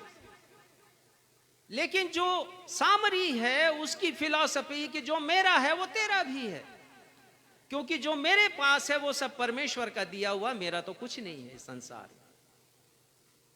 अद्भुत शिक्षा हम यहां पर देखते हैं। डाकू कहते हैं जो तेरा है वो मेरा है, याजक और लेवी कहते हैं जो मेरा है वो मेरा ही है। लेकिन जो सामरी है वो कहता है कि जो मेरा है वो तुम्हारा भी है। और हम पढ़ते हैं कि वो यहाँ पर उसका फर्स्ट एड करता है, उसके घावों पर तेल डालता है, दाखरस डालता है, उसके पास कपड़ा है, फाड़ता है, पट्टियां बनाता है, उसके घावों को बांधता है, खून के रक्त के प्रवाह को वो रोक देता है, और लिखा अपनी सवारी पर बैठाता है। इसका मतलब वो खुद पैदल चलता है, अपनी सवारी पर उसको बैठा दिया है, और उसके पास ज्यादा पैसा नहीं है, पर वो सराय में है, उसकी सेवा करता है, लेकिन वो सोचता है मुझे तो अपने बिजनेस पर जाना है, और जाना जरूरी भी है, पर फिर भी रुकता है उसके साथ। और उसके बाद वो सराय के मालिक को 2 दिनार देता है। इसकी सेवा शुश्रूषा करना, देखभाल करना, तेरा और जो लगेगा मैं लौट कर आऊंगा और भर दूंगा, तुझको दे दूंगा, मैं कमाने जा रहा हूं पैसा, जो मेरा है वो तेरा है। और तब हम किसी की जरूरत को पूरा करते हैं। आसान नहीं है प्यारे भाइयों और बहनों स्वर्ग के राज्य का वारिस होना। मत सोचिएगा कभी कि इतने घंटे बाइबिल पढ़ा, इतने समय में बाइबिल मैंने कंप्लीट किया, प्रार्थनाएं की, उपवास रखा, मैं स्वर्ग चला जाऊंगा, चली जाऊंगी, इतनी प्रतियोगिताओं में मैंने पुरस्कार जीते हैं। मत सोचिएगा भी कभी। मैं नहीं कह रहा हूं, प्रभु यीशु मसीह के वचन कह रहे हैं। उन्होंने कहा जा तू भी ऐसा कर। प्रश्न था अनंत जीवन का वारिस होने के लिए मैं क्या करूं। किसी ने कहा है when you give your time to someone you give him a part of your life। उसने अपने जीवन का हिस्सा दे दिया उस व्यक्ति को बचाने के लिए। अंतिम बात पर हम आते हैं। आज के संदर्भ में अंतिम विचारणीय प्रश्न है। यहां पर 7 चरित्र हैं। 7 चरित्र में आज हमको चिंतन करने की आवश्यकता है कि मैं और आप कहां पर हैं। यहां पर व्यवस्थापक है, वचन का ज्ञाता है, शिक्षक है, अपने आप को धर्मी प्रकट कर रहा है। क्या हम उसके स्थान पर हैं? क्या हम उसको रिप्रेजेंट कर रहे हैं? कि काफी ज्ञान है हमको, परमेश्वर अपने आप को धर्मी ठहराने के लिए लिखा है। प्रभु यीशु मसीह से कहता है कि मेरा पड़ोसी कौन है। क्या हम भी अपने आप को धर्मी ठहरा रहे हैं? बने तो बने सामरी के समान, दूसरों को हेल्प करने वाले, दूसरों की सहायता करने वाले। क्या मैं और आप सामरी के समान हैं? और यदि नहीं है तो बनने की आवश्यकता है। सोचने की बात है कि यहां पर डाकू भी हैं। क्या हम डाकू के चरित्र में तो नहीं है कि परमेश्वर ने हमें कहा है सहायता करने के लिए, परमेश्वर ने हमें कहा है सेवा करने के लिए, चाहे वो वचन की सेवा हो या किसी पीड़ित की सेवा हो, या हम लूट रहे हैं लोगों को। आजकल पढ़ने के लिए ही बड़ा हमें शर्म महसूस होता है जब हम पढ़ते हैं कि बड़े बड़े पद पर मसीह समाज के लोग लूट रहे हैं लोगों को। धन एकत्रित कर लिया है, वो धन जिसे सेवा के कामों में उपयोग में आना था, सुसमाचार के प्रचार में उपयोग में आना था। बड़े बड़े डाकू हैं, छिपे हुए हैं अच्छे वस्त्रों के आवरण में। भेड़ हैं, भेड़िए हैं भेड़ के वेश में। किसके चरित्र को लेकर हम जी रहे हैं? याजक है यहां पर। क्या हम याजक की भूमिका में हैं? वो घायल के पास नहीं गया, वो सोच लिया कि शायद ये मर गया है, मैं जाऊंगा उसको छूऊंगा तो मैं अपवित्र हो जाऊंगा। और मैंने पढ़ा गिनती 19:11 से 13 में लिखा है कि यदि याजक या लेवी किसी मृतक को स्पर्श कर दे तो मंदिर के कार्यों के लिए अयोग्य कुछ समय के लिए हो जाता था और उसे पवित्र होने की आवश्यकता पड़ती थी। वो सोचता है खतरा मैं मोल क्यों लूं। हो सकता है कि आप इस भूमिका में हो, कभी सोचें कि मैं कुष्ठ रोगियों के बीच में कैसे जाऊं, खतरा मोल क्यों लूं। या लेवी की भूमिका में है, उसने भी यही सोचा। या हम भटियारे की भूमिका में हैं, उस सराय के मालिक की भूमिका में। ये सराय का मालिक है, इन कीपर है, वो सेवा कर रहा है, लेकिन सेवा के एवज में पैसे ले रहा है। आज बहुत से लोग कहते हैं कि हम सेवा में हैं, परमेश्वर की सेवा कर रहे हैं, कमा भी रहे हैं और कह रहे हैं कि सेवा कर रहे हैं। वो नौकरी कर रहे हैं, सेवा नहीं कर रहे हैं। मोटी मोटी तनख्वाह ले रहे हैं लोग। वो पैसा कलीसिया का जो लोगों की सेवा में खर्च होना चाहिए, लोगों की मोटी तनख्वाह के रूप में खर्च हो रहा है। और पैसे नहीं है, बजट नहीं है सेवा के लिए। बताते हुए मुझे बड़ा अफसोस होता है। और घायल व्यक्ति है जिसे स्वयं एक व्यक्ति की मदद की जरूरत है। बहुत बार तो हम ही घायल बन जाते हैं। मुझे तो ऐसा लगता है कि आज हमारे मसीह समाज के उच्च पद पर जो लोग हैं, या तो डाकू हैं या फिर घायल लोग हैं, उन्हें सबसे अधिक मदद की आवश्यकता है। बने तो हम सामरी बने, सामरी व्यक्ति के समान। संत याकूब कहते हैं कि हमारा विश्वास कर्म बिना अधूरा है। हम जरूरतमंदों की सहायता करें। आज के इस वचन के द्वारा परमेश्वर पिता आप सभी को अपनी आत्मिक आशीषों से परिपूर्ण करे। और आप प्रतिज्ञा ले, यदि आपने वचन को सुना है, आप सहायता करें या उन संस्थाओं की सहायता करें जो वास्तव में इस कार्य में संलग्न हैं। यदि आप जा नहीं सकते तो कोई बात नहीं, आपकी आर्थिक सहायता उन तक पहुंच सकती है। परमेश्वर पिता इस वचन के द्वारा आपको आशीषें प्रदान करें। आइए हम सब मिलकर फिर से उस गीत को गाएं, गैरों से तो अपनों से तो इस दुनिया में सब प्यार करते हैं, उसके तीसरे पद।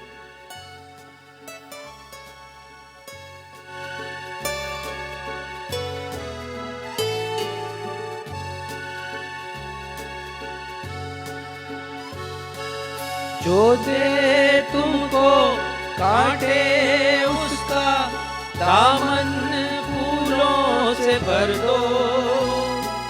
प्रभु ने तुमको माफ किया है, तुम भी माफ कर दो। जो दे तुमको काटे उसका दामन फूलों से भर दो। प्रभु ने तुमको माफ किया है, तुम भी माफ कर दो। अपनों को तो गुनाहों की माफी सब लोग देते हैं, वैरी को भी माफ करना मसीहा सिखाते हैं। अपनों से तो इस दुनिया में सब प्यार करते हैं, गैरों से भी प्यार करना मसीहा सिखाते हैं, मसीहा सिखाते हैं, मसीहा सिखाते हैं। ये हमारे पिता, हम आपके समीप आते हैं वचन की भरपूरी के लिए, वचन के प्रकाशन के लिए, आत्मिक ज्ञान के लिए हम आपको धन्यवाद देते हैं। प्रभु यीशु मसीह ने आज अपने वचन के द्वारा हमारी आंखों को खोला है। वो परिवर्तनकारी है। वो चाहते हैं कि हमारी अवधारणा बदले, जरूरतमंदों के प्रति बाइबल की शिक्षाओं पर हम ध्यान दें। आज के वचन से हमने बहुत कुछ सीखा है। प्रभु यीशु मसीह व्यवस्थापक से कहते हैं कि जा तू भी ऐसा ही कर, उस सामरी के समान जिसने उस घायल व्यक्ति की सहायता की और उसके जीवन को बचा लिया। एक जीवन को बचाने वाला अनंत जीवन का वारिस बनता है। हम इस रहस्य को जानें। हमारी प्रार्थना है पिता कि आप हमारी सहायता करें। जितनों ने वचन को सुना है उन सभी की सहायता करें कि जानें कि अपने पड़ोसी से प्रेम करना व्यवस्था को पूरा करना है। इस एक बात के द्वारा व्यवस्था पूरी होती है। पड़ोसी से प्रेम रखना हमारे मसीही जीवन का एक महत्वपूर्ण हिस्सा होना चाहिए। होने दीजिए पिता हमारे हृदय में तरस आ सके, सहानुभूति संवेदना आ सके, पीड़ित का दर्द हमारा दर्द बन जाए। प्रार्थना करते हैं पिता कि जितना समय आपने हमें दिया है उस समय का हम प्रयोग करें, क्योंकि आपके आने में अब देरी नहीं है। वचन के अनुसार जितना समय है पिता हम दूसरों की सहायता करें, क्योंकि आपका वचन कहता है कि जब हम मृत होते हैं तो हमारा विश्वास केवल हमें आप तक नहीं पहुंचाता, लेकिन हमारे कार्य भी हमारे साथ जाते हैं। होने दीजिए पिता हम भलाई करना सीखें, क्योंकि वचन कहता है कि यदि हम भलाई नहीं करते तो ये पाप है। और वचन कहता है कि केवल विश्वास हमें उद्धार नहीं दिलाएगा, आप तक नहीं पहुंचाएगा, जब तक विश्वास कर्म में तब्दील ना हो। प्रार्थना है पिता कि हम सामरी व्यक्ति के समान बन जाएं, ताकि हम वारिस हो सकें, दावा कर सकें, उत्तराधिकारी हो सकें अनंत जीवन के। जितनों ने आज वचन को सुना है और आने वाले समय में वीडियो के द्वारा वचन को सुनेंगे, उन सभी के हृदय से बातचीत करें कि हम अपने जीवन के उद्देश्य को स्पष्ट करें, जाने कि उद्देश्य हमारा क्या है। और उद्देश्य यदि यह है कि अनंत जीवन प्राप्त करना है तो हमें दोनों आज्ञाओं को पूरा करना है। इस वचन के द्वारा आप हम में से हर एक को अपनी आत्मिक आशीषों से परिपूर्ण करें। धन्यवाद के साथ हम अपनी इस प्रार्थना को आपके बेटे हमारे उद्धारकर्ता प्रभु यीशु मसीह के नाम से मांगते हैं, सुनिए, ग्रहण कीजिए। आमीन। आशीष ग्रहण करेंगे। अब हमारे अद्वैत पिता परमेश्वर का प्रेम, हमारे उद्धारकर्ता प्रभु यीशु मसीह का अनुग्रह और शांतिदायक पवित्र आत्मा की सहभागिता हम में से हर एक के साथ अब से लेकर युगानुयुग होती रहे। हम सब कहें आमीन।